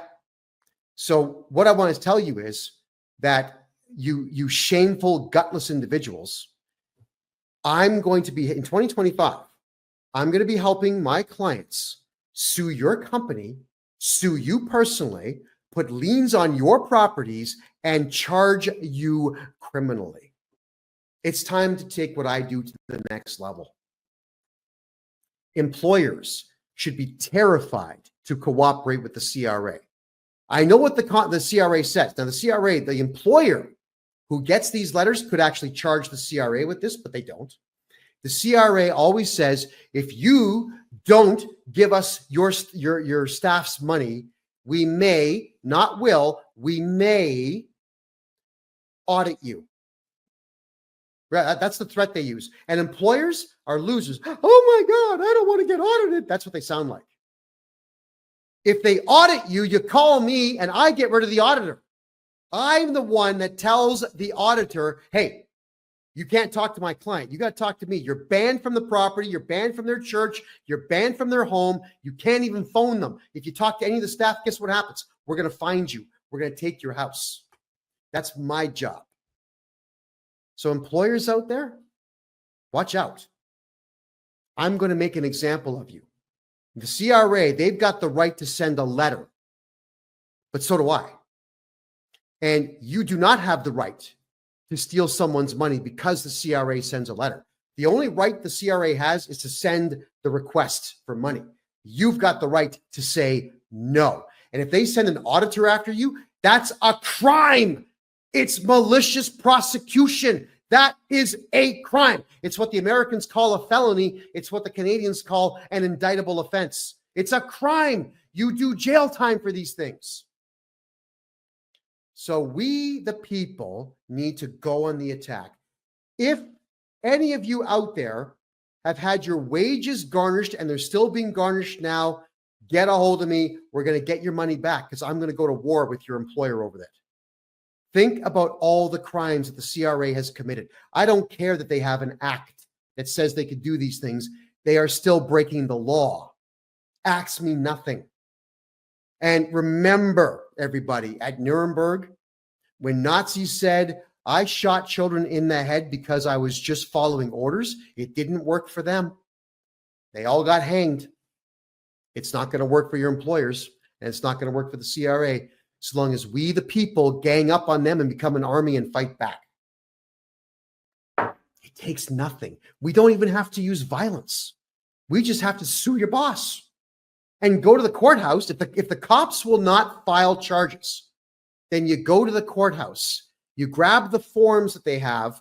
It's called filing a private information. You can file criminal charges against somebody in a courthouse. It's free. Then the police have to go see your boss and hand your boss a summons to appear in court on criminal charges. Why are we not doing this as a society, everybody? Now, you got to remember, I would love to do this for everybody out there. I've only got so many hours in a day, but I'm going to be teaching everybody across Canada how to charge CRA criminals and your bosses and your bank managers who steal your money.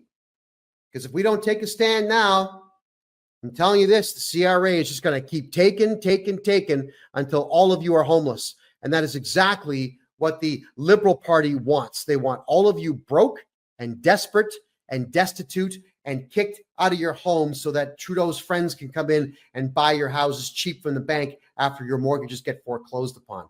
You all got to stop paying tax. Now, next week, I'll be covering how to never pay income tax again legally. Yeah, there's a legal, not the free man on the land crap, not that sovereign citizen nonsense. I don't do that stuff.